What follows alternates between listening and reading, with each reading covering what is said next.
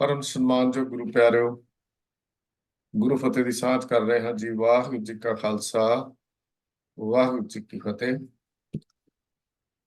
ਅੱਜ ਅਸੀਂ ਆਪ ਜੀ ਦੇ ਨਾਲ ਉਸ ਮਹਾਨ ਯੋਧੇ ਦੀ ਗਾਥਾ ਸਾਂਝੀ ਕਰ ਰਹੇ ਹਾਂ ਜਿਸ ਨੇ 18ਵੀਂ ਸਦੀ ਦੇ ਬਹੁਤ ਮਹਾਨ ਕਾਰਨਾਮੇ ਕੀਤੇ। ਉਸਨੇ ਨਹੀਂ, ਉਸ ਦੀ ਵਿਰਾਸਤ ਵਿੱਚੋਂ ਹੀ ਉਸ ਨੂੰ ਇਹ ਬਹਾਦਰੀ ਜਿਹੜੀ ਮਿਲੀ। ਉਹਨਾਂ ਮਹਾਨ ਯੋਧਿਆਂ ਦੇ ਵਿੱਚੋਂ ਸਰ ਬਘੇਲ ਸਿੰਘ ਜੀ ਕਰੋੜ ਸਿੰਘੀਆ ਮਿਸਲ ਦੇ ਆਗੂ ਉਹਨਾਂ ਬਹਾਦਰ ਯੋਧਿਆਂ ਵਿੱਚੋਂ ਹਨ ਜਿਨ੍ਹਾਂ ਨੇ ਖਾਲਸਾ ਰਾਜ ਦੀ ਸਥਾਪਨਾ ਦੇ ਲਈ ਇੱਕ ਨੀਂਹ ਰੱਖੀ, ਜ਼ਮੀਨ ਤਿਆਰ ਕੀਤੀ, ਬੀਜ ਬੀਜਿਆ, ਜਿਹਦਾ ਫਲ ਬਾਅਦ ਵਿੱਚ ਮਹਾਰਾਜਾ ਰਣਜੀਤ ਸਿੰਘ ਦੇ ਵੇਲੇ ਲੱਗਦਾ ਹੈ।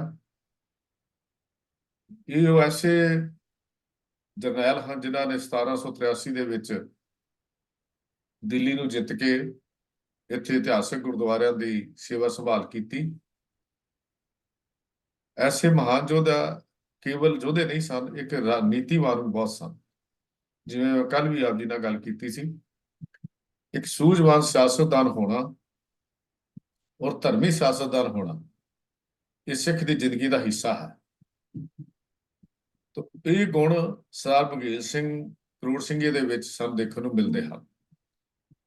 ਅੱਜ ਉਸ ਮਹਾਨ ਜਰਨੈਲ ਦੀ, ਮਹਾਨ ਸਿਆਸਤਦਾਨ, ਮਹਾਨ ਗੁਰਸਿੱਖ ਦੀ ਜੀਵਨੀ ਆਪ ਜੀ ਦੇ ਨਾਲ ਸਾਂਝੀ ਕਰ ਰਹੇ ਹਾਂ। ਸਰਦਾਰ ਬਘੇਲ ਸਿੰਘ ਜੀ ਮਿਸਲ ਕਰੋੜ ਸਿੰਘੀਆ, ਵੀਰ ਤੇਜਿੰਦਰ ਸਿੰਘ ਜੀ ਨੂੰ ਬੇਨਤੀ ਹੈ ਕਿਰਪਾ ਕਰੋ ਜੀ, ਆਪ ਜੀ ਉਹਨਾਂ ਦੇ ਜੀਵਨ ਬਾਰੇ ਸਾਡੇ ਨਾਲ ਵਿਚਾਰਾਂ ਸਾਂਝੀਆਂ ਕਰੋ ਜੀ। ਵਾਹਿਗੁਰੂ ਜੀ ਕਾ ਖਾਲਸਾ, ਵਾਹਿਗੁਰੂ ਜੀ ਕੀ ਫਤਿਹ। ਇੱਕ ਓੰਕਾਰ ਸਤਿਨਾਮ ਕਰਤਾ ਪੁਰਖ ਨਿਰਭਉ ਨਿਰਵੈਰ ਅਕਾਲ ਮੂਰਤ ਅਜੂਨੀ ਸੈਭੰ ਗੁਰ ਪ੍ਰਸਾਦ। ਵਾਹਿਗੁਰੂ ਵਾਹਿਗੁਰੂ ਵਾਹਿਗੁਰੂ ਵਾਹਿਗੁਰੂ ਵਾਹਿਗੁਰੂ ਵਾਹਿਗੁਰੂ। ਵਾਹਿਗੁਰੂ ਜੀ ਕਾ ਖਾਲਸਾ, ਵਾਹਿਗੁਰੂ ਜੀ ਕੀ ਫਤਿਹ। ਸਿੱਖ ਮਿਸ਼ਨਰੀ ਕਾਲਜ ਦੀ ਗੁਰਮਤਿ ਕਲਾਸ USA ਦੇ ਵਿੱਚ ਦੇਸ਼ ਵਿਦੇਸ਼ਾਂ ਤੋਂ ਜੁੜੇ ਹੋਏ ਵੀਰ ਔਰ ਭੈਣਾਂ ਨੂੰ ਜੀ ਆਇਆਂ ਕਹਿੰਦਾ ਹੋਇਆ ਅੱਜ ਦਾ ਵਿਸ਼ਾ ਆਰੰਭ ਕਰਨ ਦੀ ਆਪ ਪਾਸੋਂ ਦੋ ਹੱਥ ਜੋੜ ਕੇ ਅਸੀਸ ਮੰਗਦਾ ਹਾਂ। ਜਿਵੇਂ ਕਿ ਵੀਰ ਜੀ ਨੇ ਆਪ ਜੀ ਨੂੰ ਓਪਨਿੰਗ ਰਿਮਾਰਕਸ ਦੇ ਵਿੱਚ ਦੱਸਿਆ ਹੀ ਹੈ ਕਿ ਅੱਜ ਅਸੀਂ ਉਸ ਸ਼ੂਰਬੀਰ, ਨੀਤੀਵਾਨ, ਨਿਤੜਕ ਜਰਨੈਲ ਦੀ ਗੱਲ ਕਰ ਰਹੇ ਹਾਂ ਜਿਨੇ 18ਵੀਂ ਸਦੀ ਦੇ ਅੰਦਰ ਮੁਗਲਾਂ ਦੇ ਨੱਕ ਦੇ ਵਿੱਚ ਦਮ ਕਰ ਦਿੱਤਾ ਔਰ ਜਿਸ ਦੇ ਸਿਰ ਤੇ ਸਿਹਰਾ ਹੈ ਕਿ ਉਹਨੇ ਜੱਸਾ ਸਿੰਘ ਆਹਲੂਵਾਲੀਆ, ਜੱਸਾ ਸਿੰਘ ਰਾਮਗੜੀਆ ਔਰ ਹੋਰ ਸਿੰਘਾਂ ਦੇ ਨਾਲ ਰਲ ਕੇ ਦਿੱਲੀ ਫਤਿਹ ਵੀ ਕੀਤੀ, ਜਿਸ ਦੀ ਅਸੀਂ ਬੜੀ ਮਿੱਠੀ ਔਰ ਪਿਆਰੀ ਯਾਦ ਲਾਲ ਕਿਲੇ ਦੇ ਉੱਪਰ ਦਿੱਲੀ ਵਿੱਚ ਮਨਾਉਂਦੇ ਹਾਂ। ਔਰ ਹੋਰ ਥਾਂ ਦੇ ਉੱਪਰ ਵੀ ਇਸ ਗੱਲ ਦੇ ਚਰਚੇ ਹੁੰਦੇ ਹਨ ਕਿ ਸਿੰਘਾਂ ਨੇ ਕਿਵੇਂ ਨਿਸ਼ਾਨ ਸਾਹਿਬ ਲਾਲ ਕਿਲੇ ਦੇ ਉੱਤੇ ਚੜਾਇਆ ਔਰ ਉਸ ਲਾਲ ਕਿਲੇ ਦੀ ਫਤਿਹ ਦੇ ਮੌਕੇ ਦੇ ਉੱਪਰ ਹੀ ਜਿਸ ਤਖਤ ਦੇ ਉੱਪਰ ਬੈਠ ਕੇ ਔਰੰਗਜ਼ੇਬ ਆਪਣੇ ਜਿਹੜੇ ਹਨ ਉਹ ਹੁਕਮ ਜਾਰੀ ਕਰਦਾ ਸੀ ਕਿ ਜਿਹਦੇ ਨਾਲ ਗੁਰੂ ਤੇਗ ਬਹਾਦਰ ਸਾਹਿਬ ਦੀ ਸ਼ਹਾਦਤ ਹੋਈ ਔਰ ਛੋਟੇ ਸਾਹਿਬਜ਼ਾਦੇ, ਵੱਡੇ ਸਾਹਿਬਜ਼ਾਦਿਆਂ ਦੀ ਸ਼ਹਾਦਤ ਹੋਈ, ਸਾਰੇ ਗੁਰੂ ਗੋਬਿੰਦ ਸਿੰਘ ਮਹਾਰਾਜ ਦਾ ਪਰਿਵਾਰ ਔਰ ਅਨੇਕਾਂ ਪਿਆਰੇ ਸਿੰਘ ਜਿਹੜੇ ਹਨ ਉਹ ਵੀ ਸ਼ਹੀਦ ਹੋਏ। ਔਰ ਇਸ ਪੀਰੀਅਡ ਦੇ ਵਿੱਚ ਜਿੰਨੀ ਬਹਾਦਰੀ ਔਰ ਦਲੇਰੀ ਇਹਨਾਂ ਸਿੰਘਾਂ ਨੇ, ਨਵਾਬ ਕਪੂਰ ਸਿੰਘ ਤੋਂ ਲੱਗ ਕਰਕੇ ਔਰ ਸਰਦਾਰ ਬਘੇਲ ਸਿੰਘ ਜੀ, ਸਰਦਾਰ ਜੱਸਾ ਸਿੰਘ ਆਹਲੂਵਾਲੀਆ, ਜੱਸਾ ਸਿੰਘ ਰਾਮਗੜੀਆ, ਇਹਨਾਂ ਸਾਰਿਆਂ ਵੀਰਾਂ ਨੇ ਕੀਤਾ, ਉਹ ਹੀ ਐਸਾ ਹਿਸਟਰੀ ਹੈ ਜਿਹਦੇ ਤੇ ਅਸੀਂ ਮਾਣ ਕਰਦੇ ਹਾਂ। ਤਾਂ ਉਹਨਾਂ ਵਿੱਚ ਇੱਕ ਸਿਰਕੜ ਦੇ ਜਰਨੈਲ ਸਰਦਾਰ ਬਘੇਲ ਸਿੰਘ ਜੀ ਦਾ ਜੀਵਨ ਅੱਜ ਆਪ ਜੀ ਦੇ ਨਾਲ ਸਾਂਝੇ ਕਰਨ ਦਾ ਯਤਨ ਕਰਾਂਗਾ। ਸਰਦਾਰ ਬਘੇਲ ਸਿੰਘ ਦੇ ਸਮੇਂ, ਸਰਦਾਰ ਜੱਸਾ ਸਿੰਘ ਆਹਲੂਵਾਲੀਆ, ਜੱਸਾ ਸਿੰਘ ਰਾਮਗੜੀਆ ਦੇ ਸਮੇਂ ਸਿੰਘਾਂ ਦਾ ਪੱਤਾ ਵੈਰੀ ਸੀ ਔਰ ਸਿੰਘਾਂ ਨੂੰ ਘਰ-ਬਾਰ ਛੱਡਣੇ ਪਏ ਔਰ ਘਰ-ਬਾਰ ਛੱਡਣ ਤੋਂ ਬਾਅਦ ਬੜੀ ਮੁਸ਼ਕਲਾਂ ਦੇ ਦਿਨਾਂ ਦੇ ਅੰਦਰ ਘੱਲੂਘਾਰੇ, ਪਹਿਲਾ ਛੋਟਾ ਤੇ ਫਿਰ ਵੱਡਾ ਘੱਲੂਘਾਰਾ ਹੋਇਆ ਔਰ ਅਨੇਕਾਂ ਸਿੰਘ ਜਿਹੜੇ ਹਨ ਉਹ ਸ਼ਹੀਦ ਹੋਏ। ਅਨੇਕਾਂ ਬੱਚੇ ਜਿਹੜੇ ਹਨ ਉਹ ਕਾਹਨੂੰਵਾਨ ਦੇ ਜੰਗਲਾਂ ਦੇ ਵਿੱਚ ਜਿਹੜੇ ਹਨ ਉਹ ਅਗਨ ਭੇਟ ਹੋ ਗਏ। ਔਰ ਇਹ ਵੀ ਮੰਨਿਆ ਜਾਂਦਾ ਹੈ ਕਿ ਜੋ ਸਾਡੇ ਕੋਲ ਦਮਦਮੇ ਬੀੜ ਸੀ ਉਹ ਵੀ ਉਸ ਜਿਹੜੇ ਘੱਲੂਘਾਰੇ ਦੇ ਵਿੱਚ ਉਹ ਅਗਨ ਭੇਟ ਹੋ ਗਈ। ਤੋ ਇਹ ਸਾਰੀਆਂ ਚੀਜ਼ਾਂ ਦੇ ਜਿਹੜੇ ਚਸ਼ਮਦੀਦ ਗਵਾਹ ਸਨ ਜਿਨ੍ਹਾਂ ਨੇ ਆਪਣੇ ਪਿੰਡਾਂ ਤੇ ਹਟਾਇਆ, ਉਹਨਾਂ ਵਿੱਚੋਂ ਸਰਦਾਰ ਬਘੇਲ ਸਿੰਘ ਜੀ ਦਾ ਜੀਵਨ ਅੱਜ ਅਸੀਂ ਆਪ ਜੀ ਦੇ ਨਾਲ ਸਾਂਝਾ ਕਰ ਰਹੇ ਹਾਂ। ਤੋ ਆਸ ਕਰਦਾ ਹਾਂ ਸਾਰੇ ਵੀਰ ਬੜੇ ਧਿਆਨ ਨਾਲ, ਪਿਆਰ ਨਾਲ ਔਰ ਇਸ ਨੂੰ ਸਰਵਣ ਕਰਨਗੇ। ਸਰਦਾਰ ਬਘੇਲ ਸਿੰਘ ਜੀ 18ਵੀਂ ਸਦੀ ਦੇ ਉਹਨਾਂ ਮਹਾਨ ਸਿੱਖ ਆਗੂਆਂ ਔਰ ਯੋਧਿਆਂ ਵਿੱਚੋਂ ਹਨ ਜਿਨ੍ਹਾਂ ਨੇ ਨਾ ਸਿਰਫ ਪੰਜਾਬ ਵਿੱਚ ਖਾਲਸਾ ਰਾਜ ਸਥਾਪਿਤ ਕਰਨ ਲਈ ਜ਼ਮੀਨ ਹੀ ਤਿਆਰ ਕੀਤੀ, ਸਗੋਂ 1783 ਈਸਵੀ ਵਿੱਚ ਦਿੱਲੀ ਨੂੰ ਜਿੱਤ ਕੇ ਇੱਥੋਂ ਦੇ ਇਤਿਹਾਸਕ ਗੁਰਦੁਆਰਿਆਂ ਨੂੰ ਵੀ ਕਾਇਮ ਕੀਤਾ। ਇਹ ਇੱਕ ਬੜੀ ਵੱਡੀ ਅਚੀਵਮੈਂਟ ਹੈ ਜਿਹੜੀ ਮੈਂ ਆਪ ਜੀ ਦੇ ਨਾਲ ਹੁਣੇ ਜ਼ਿਕਰ ਕੀਤਾ ਹੈ। ਤੇ ਉਹਨਾਂ ਨੇ ਇਹ ਸਿਰਫ ਦਿੱਲੀ ਨੂੰ ਫਤਿਹ ਨਹੀਂ ਕੀਤਾ, ਦਿੱਲੀ ਫਤਿਹ ਕਰਕੇ ਜਿਹੜੇ ਗੁਰੂ ਸਾਹਿਬ ਦੇ ਨਾਲ ਸੰਬੰਧਿਤ ਸਥਾਨ ਸਨ ਦਿੱਲੀ ਦੇ ਅੰਦਰ 8 ਸਥਾਨ ਜਿਹੜੇ ਸਨ ਉਹਨਾਂ ਕੋਲੋਂ ਜਿਹੜਾ ਸ਼ਾਹ ਆਲਮ ਸੀ ਉਹਦੇ ਕੋਲੋਂ ਇਹ ਲਿਖਤੀ ਰੂਪ ਵਿੱਚ ਲਿਆ ਕਿ ਇਹ ਇਸਟੈਬਲਿਸ਼ ਜਿਹੜੇ ਹੋਣਗੇ ਇਹ ਦਿੱਲੀ ਦੇ ਅੰਦਰ ਅਸੀਂ ਕਰਾਂਗੇ ਤੇ ਉਹਦੇ ਵਾਸਤੇ ਜਿਹੜਾ ਵੀ ਸਹਿਯੋਗ ਹੈ ਉਹ ਉੱਥੇ ਦੀ ਜਿਹੜੀ ਮੁਗਲ ਹਕੂਮਤ ਦੇਵੇਗੀ। ਤੋ ਇਹਨਾਂ ਕੰਮਾਂ ਕਰਕੇ ਜੋ ਉਹਨਾਂ ਨੇ ਗੁਰਦੁਆਰੇ ਦੇ ਕਾਇਮ ਕੀਤੇ, ਇਸ ਲਈ ਸਿੱਖ ਕੌਮ ਹਮੇਸ਼ਾ ਲਈ ਹੀ ਉਹਨਾਂ ਦੀ ਰਿਣੀ ਰਹੇਗੀ ਕਿ ਜਦੋਂ ਵੀ ਅਸੀਂ ਗੁਰਦੁਆਰਿਆਂ ਦੇ ਦਰਸ਼ਨ ਲਈ ਕਰਨ ਜਾਂਦੇ ਹਾਂ, ਭਾਵੇਂ ਅਸੀਂ ਬੰਗਲਾ ਸਾਹਿਬ ਜਾਈਏ, ਰਕਾਬਗੰਜ ਸਾਹਿਬ ਜਾਈਏ, ਭਾਵੇਂ ਮੋਤੀ ਬਾਗ ਸਾਹਿਬ ਜਾਈਏ, ਸੀਸਗੰਜ ਸਾਹਿਬ ਜਾਈਏ, ਮਜਨੂ ਟਿੱਲਾ ਜਾਈਏ, ਗੁਰੂ ਨਾਨਕ ਪਿਆਓ ਜਾਈਏ, ਤੋ ਇਹਨਾਂ ਸਾਰੀਆਂ ਜਗ੍ਹਾ ਦੇ ਉੱਪਰ ਜਦੋਂ ਅਸੀਂ ਜਾਂਦੇ ਹਾਂ, ਬਾਲਾ ਸਾਹਿਬ, ਇਹਨਾਂ ਸਭ ਜਗ੍ਹਾ ਦੇ ਉੱਪਰ ਜਦੋਂ ਜਾਂਦੇ ਹਾਂ ਤਾਂ ਸਾਡੇ ਚਿਹਨ ਦੇ ਵਿੱਚ ਇੱਕ ਅਕਸ ਹੋਣਾ ਚਾਹੀਦਾ ਹੈ ਕਿ ਇਹ ਜੋ ਸਾਨੂੰ ਮੌਕਾ ਮਿਲ ਰਿਹਾ ਹੈ, ਇਸ ਮੌਕੇ ਦੇ ਪਿੱਛੇ ਕਿੰਨਾ ਸਿੰਘ ਸ਼ਹੀਦਾਂ ਦੀ, ਕਿੰਨਾ ਸਿੰਘਾਂ ਦੀ ਜਿਹੜੀ ਹੈ ਉਹ ਕਮਾਈ ਹੈ, ਘਾਲਣਾ ਹੈ ਔਰ ਉਹਨਾਂ ਦੀ ਮਸ਼ੱਕਤ ਹੈ। ਤੋ ਸਰਦਾਰ ਬਘੇਲ ਸਿੰਘ ਦੀਆਂ 12 ਮਿਸਲਾਂ ਵਿੱਚੋਂ, ਸਿੰਘਾਂ ਦੀਆਂ 12 ਮਿਸਲਾਂ ਵਿੱਚੋਂ ਕਰੋੜ ਸਿੰਘਿਆ ਮਿਸਲ ਦਾ ਆਪ ਜੀ ਜਿਹੜੇ ਹਨ ਉਹ ਜਥੇਦਾਰ ਸਨ। ਅਸਲ ਵਿੱਚ ਇਸ ਮਿਸਲ ਦੇ ਮੋਢੀ ਸਰਦਾਰ ਸ਼ਾਮ ਸਿੰਘ ਜੀ 1739 ਵਿੱਚ ਨਾਦਰ ਸ਼ਾਹ ਦੇ ਵਿਰੁੱਧ ਲੜਦੇ ਹੋਏ ਸ਼ਹੀਦ ਹੋ ਗਏ ਸਨ ਤੇ ਉਹਨਾਂ ਮਗਰੋਂ ਇਸ ਮਿਸਲ ਦੀ ਕਮਾਨ ਸਰਦਾਰ ਕਰਮ ਸਿੰਘ ਅਤੇ ਫਿਰ ਸਰਦਾਰ ਕਰੋੜਾ ਸਿੰਘ ਪਿੰਡ ਪੰਜਗੜੀਆਂ ਨੇ ਸੰਭਾਲੀ। ਉਸ ਦੇ ਨਾਮ ਤੇ ਹੀ ਇਸ ਮਿਸਲ ਦਾ ਨਾਮ ਕਰੋੜ ਸਿੰਘਿਆ ਪ੍ਰਸਿੱਧ ਹੋਇਆ। ਉਹ ਬੜਾ ਹੀ ਬਹਾਦਰ ਅਤੇ ਵੀਰ ਯੋਧਾ ਸੀ। ਉਸ ਦੇ ਸਮੇਂ ਇਸ ਮਿਸਲ ਨੂੰ ਬੜੀ ਤਰੱਕੀ ਨਸੀਬ ਹੋਈ। ਫਰੂਖਾਬਾਦ ਤੱਕ ਉਸ ਦੇ ਘੋੜਿਆਂ ਨੂੰ ਰੋਕਣ ਵਾਲਾ ਕੋਈ ਨਹੀਂ ਸੀ। ਜਦੋਂ ਇਹ ਯੋਧਾ ਅਹਿਮਦ ਸ਼ਾਹ ਅਬਦਾਲੀ ਵਿਰੁੱਧ ਲੜਦਾ ਹੋਇਆ ਸ਼ਹੀਦ ਹੋਇਆ ਤਾਂ ਸਰਦਾਰ ਬਘੇਲ ਸਿੰਘ ਦੇ ਪੰਥਕ ਜਜ਼ਬੇ ਅਤੇ ਫੌਜੀ ਯੋਗਤਾ ਨੂੰ ਧਿਆਨ ਵਿੱਚ ਰੱਖਦੇ ਹੋਏ 1765 ਈਸਵੀ ਵਿੱਚ ਸਰਦਾਰ ਬਘੇਲ ਸਿੰਘ ਜੀ ਨੂੰ ਕਰੋੜ ਸਿੰਘਿਆ ਮਿਸਲ ਦਾ ਜਥੇਦਾਰ ਥਾਪਿਆ ਗਿਆ।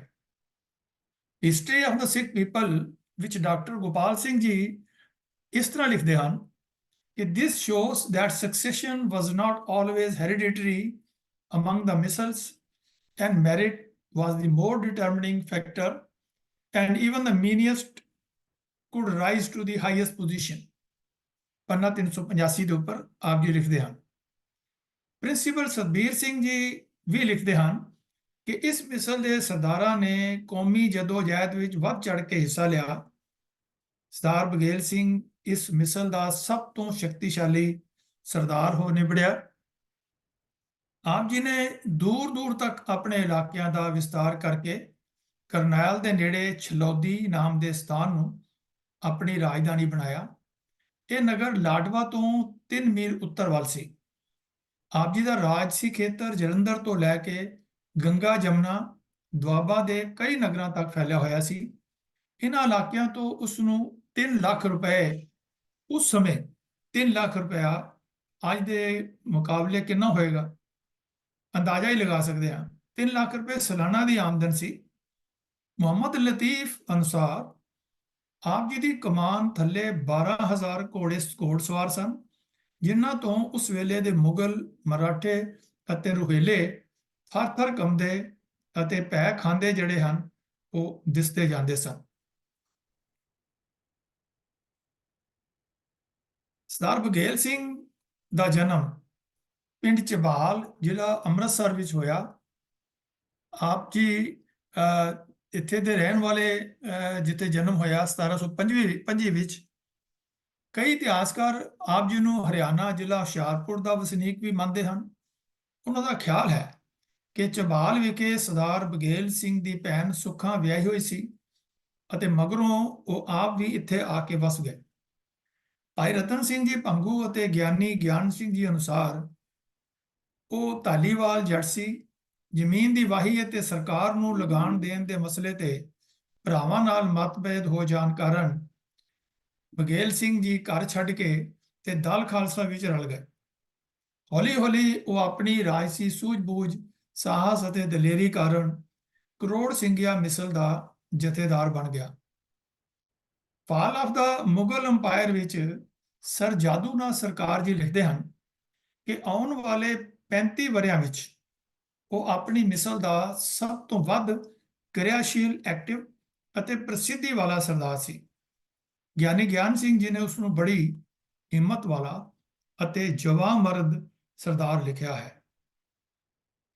ਮੈਂ ਆਪ ਜੀ ਨਾਲ ਉਹਨਾਂ ਦੀ ਫੋਟੋ ਵੀ ਸ਼ੇਅਰ ਕਰਦਾ ਹਾਂ ਤੇ ਆਸ ਹੈ ਆਪ ਜੀ ਫੋਟੋ ਨੂੰ ਦੇਖ ਪਾਓਗੇ।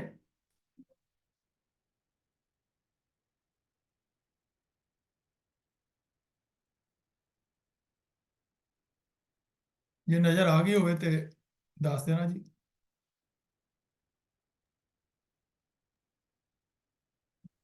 ਹਾਂਜੀ ਹਾਂਜੀ।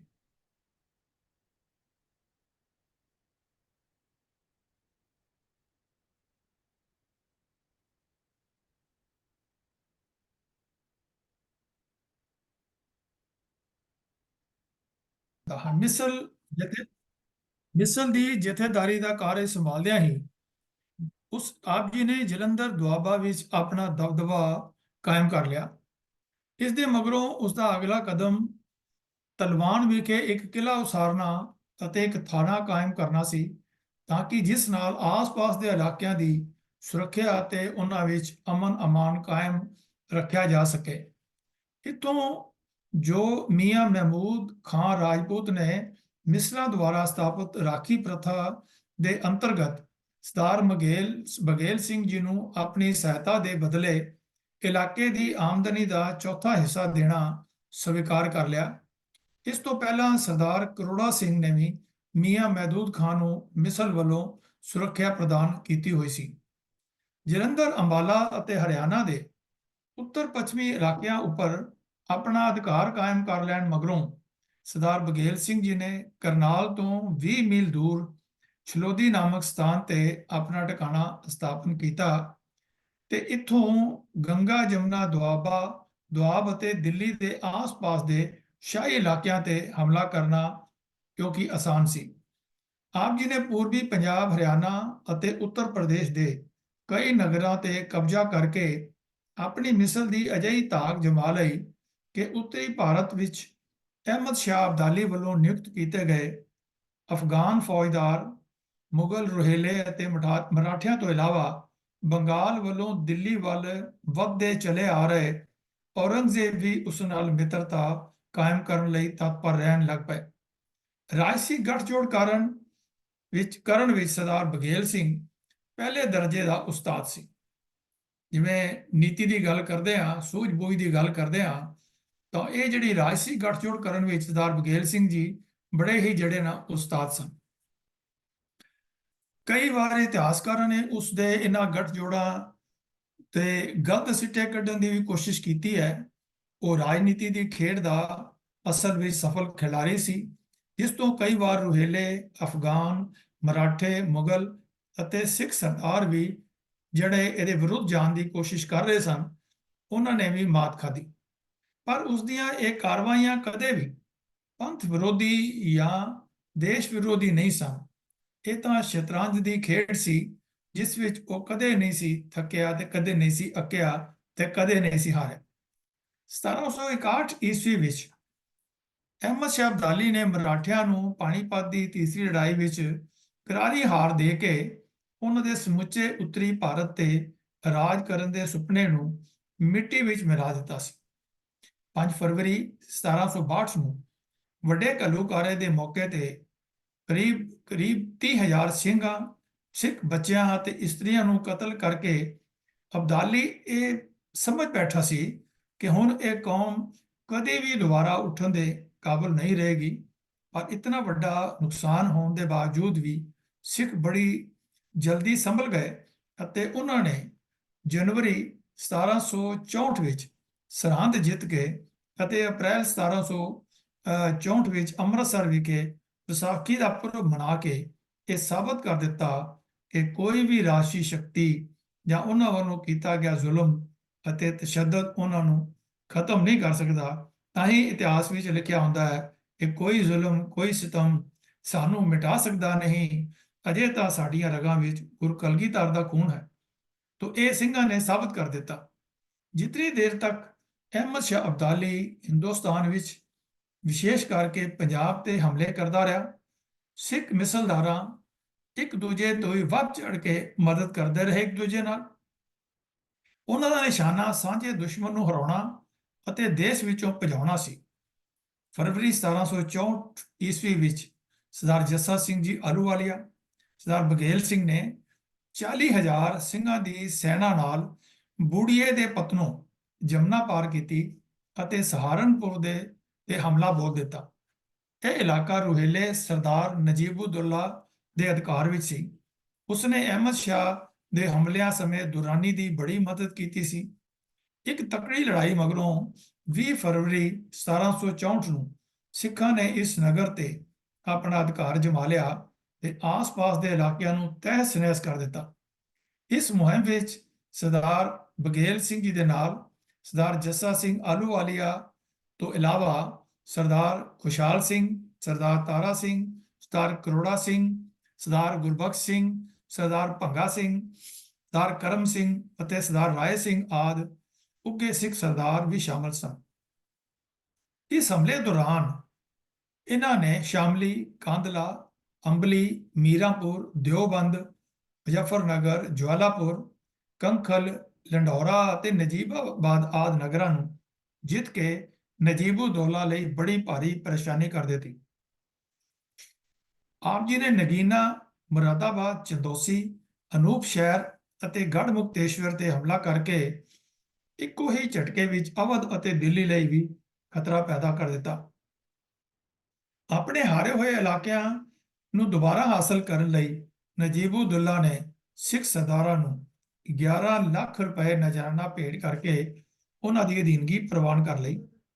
ਦਲ ਖਾਲਸਾ ਆਪਣੇ ਮਿਸ਼ਨ ਦੀ ਇਸ ਵੱਡੀ ਸਫਲਤਾ ਮਗਰੋਂ ਬੜੀਆਂ ਖੁਸ਼ੀਆਂ ਮਨਾਉਂਦਾ ਹੋਇਆ ਚੜ੍ਹਦੀ ਕਲਾ ਵਿੱਚ ਪੰਜਾਬ ਪਰਤਾਇਆ। 1767 ਈਸਵੀ ਵਿੱਚ ਅਹਿਮਦ ਸ਼ਾਹ ਅਬਦਾਲੀ ਨੇ ਹਿੰਦੁਸਤਾਨ ਤੇ ਫਿਰ ਹਮਲਾ ਕੀਤਾ। ਉਸਨੇ ਆਪਣੀ ਵਿਸ਼ਾਲ ਸੈਨਾ ਨਾਲ ਦਰਿਆ ਬਿਆਸ ਦੇ ਕੰਢੇ ਪੜਾਅ ਕੀਤਾ। ਨਜੀਬੁੱਦੌਲਾ ਆਪਣੀਆਂ ਫੌਜਾਂ ਲੈ ਕੇ ਉਸ ਦੀ ਸੇਵਾ ਵਿੱਚ ਹਾਜ਼ਰ ਹੋਇਆ।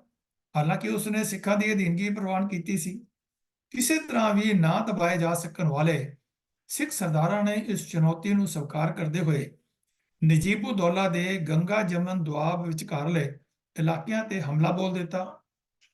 ਅਜਿਹਾ ਇਸ ਕਰਕੇ ਕੀਤਾ ਗਿਆ ਕਿ ਆਪਣੇ ਇਲਾਕਿਆਂ ਨੂੰ ਖਤਰੇ ਵਿੱਚ ਪਿਆ ਵੇਖ ਕੇ ਨਜੀਬ ਵਾਪਸ ਭੱਜਣ ਦੀ ਕੋਸ਼ਿਸ਼ ਕਰੇਗਾ ਅਤੇ ਦੂਸਰਾ ਮੰਤਵ ਅਬਦਾਲੀ ਦੀ ਸੈਨਿਕ ਸ਼ਕਤੀ ਨੂੰ ਕਮਜ਼ੋਰ ਕਰਨਾ ਸੀ ਤਾਂ ਕਿ ਉਹ ਪੰਜਾਬ ਵਿੱਚ ਸਿੱਖਾਂ ਨੂੰ ਬਹੁਤਾ ਨੁਕਸਾਨ ਨਾ ਪਹੁੰਚਾ ਸਕੇ।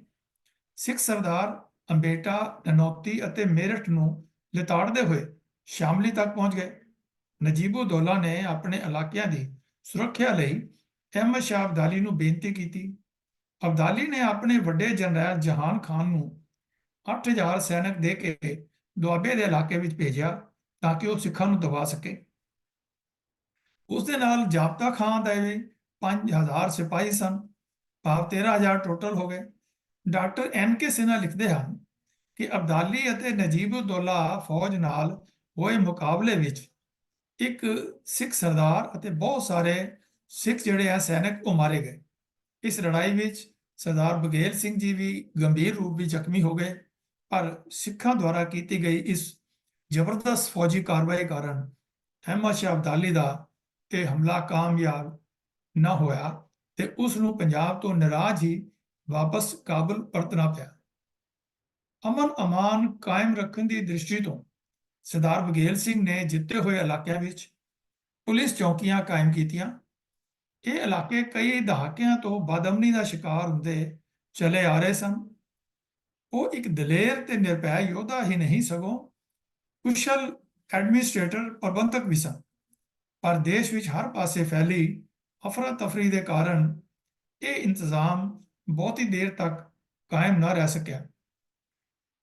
ਆਓ ਹੁਣ ਗੱਲ ਕਰਦੇ ਹਾਂ ਕਿ ਕਿਵੇਂ ਸਿੰਘ ਸਰਦਾਰਾਂ ਨੇ, ਸਰਦਾਰ ਬਘੇਲ ਸਿੰਘ ਜੀ, ਸਰ ਜੱਸਾ ਸਿੰਘ ਜੀ ਆਹਲੂਵਾਲੀਆ, ਜੱਸਾ ਸਿੰਘ ਰਾਮਗੜੀਆ ਨੇ, ਇਹਨਾਂ ਸਾਰਿਆਂ ਨੇ ਮਿਲ ਕੇ ਕਿਵੇਂ ਜਿਹੜੇ ਹਨ ਉਹ ਔਰਤਾਂ ਨੂੰ ਛੁਡਾਇਆ, ਜਿਨ੍ਹਾਂ ਨੂੰ ਕਿ ਅਬਦਾਲੀ ਆਪਣਾ ਬੰਦੀ ਬਣਾ ਕਰਕੇ ਲਿਜਾ ਰਿਹਾ ਸੀ।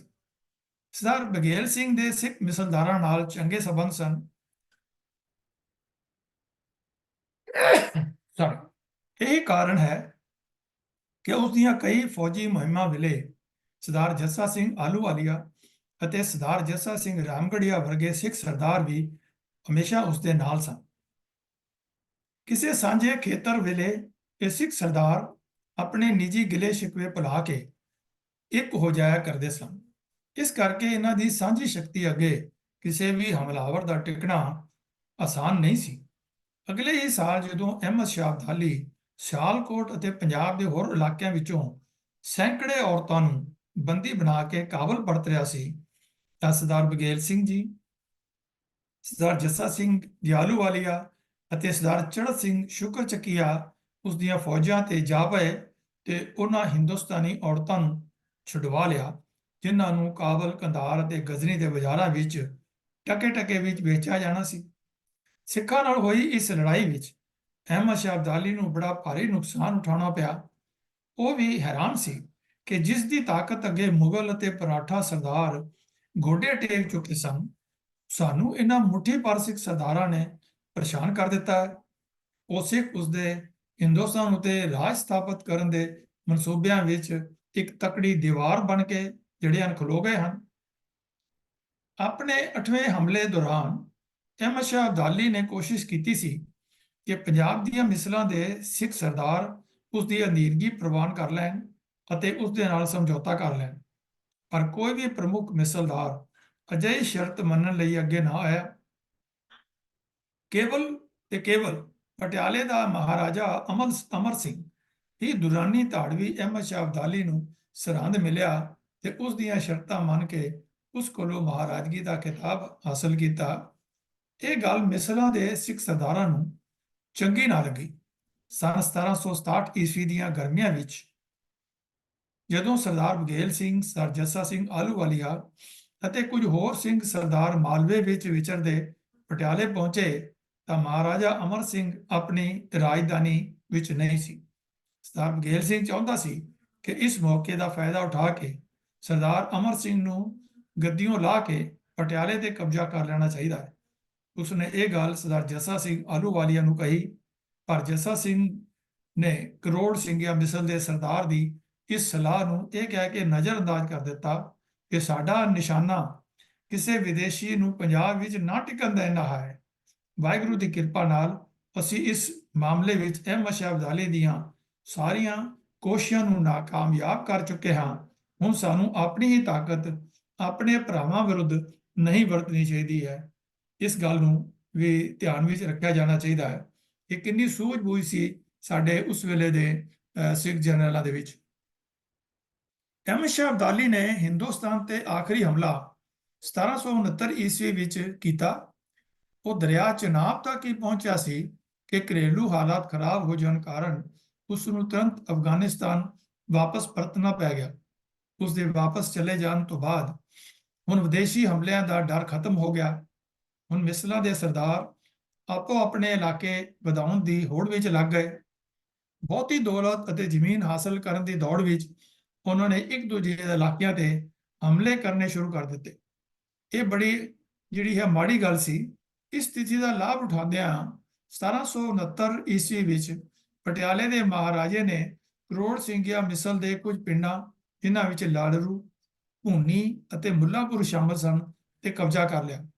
ਸਰਦਾਰ ਬਘੇਲ ਸਿੰਘ ਨੇ ਸਰਦਾਰ ਦੁਲਚਾ ਸਿੰਘ, ਸਰਦਾਰ ਸੁੱਖੂ ਸਿੰਘ, ਸਰਦਾਰ ਭਾਗ ਸਿੰਘ ਅਤੇ ਸਰਦਾਰ ਭੰਗਾ ਸਿੰਘ ਇਤਿਆਦਿ ਦੀ ਸਹਾਇਤਾ ਨਾਲ ਪਟਿਆਲੇ ਤੇ ਹਮਲਾ ਬੋਲ ਦਿੱਤਾ। ਦੋਹਾਂ ਦਲਾਂ ਦੀ ਪਿੰਡ ਕੁੜਾਮ ਦੇ ਨੇੜੇ ਜੰਗ ਹੋਈ, ਪਰ ਸਰਦਾਰ ਚੈਨ ਸਿੰਘ ਦੇ ਵਿੱਚ ਪੈ ਜਾਣ ਕਾਰਨ ਦੋਹਾਂ ਧਿਰਾਂ ਵਿੱਚ ਅਮਨ ਕਾਇਮ ਹੋ ਗਿਆ।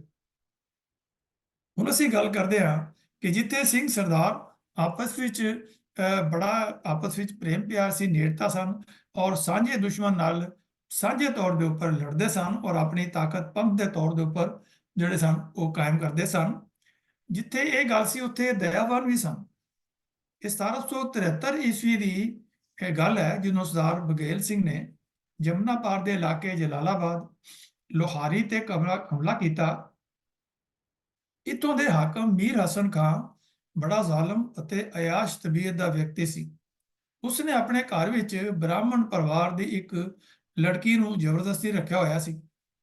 11 ਦਸੰਬਰ 1773 ਈਸਵੀ ਨੂੰ ਹੋਈ ਲੜਾਈ ਵਿੱਚ ਮੀਰ ਹਸਨ ਮਾਰਿਆ ਗਿਆ ਅਤੇ ਸਰਦਾਰ ਬਘੇਲ ਸਿੰਘ ਨੇ ਉਸ ਲੜਕੀ ਨੂੰ ਛੁਡਵਾ ਕੇ ਅਤੇ ਖਾਲਸੇ ਦੀ ਪੁੱਤਰੀ ਦਾ ਮਾਣ ਦੇ ਕੇ ਉਸਦੇ ਮਾਪਿਆਂ ਦੇ ਘਰ ਭੇਜ ਦਿੱਤਾ।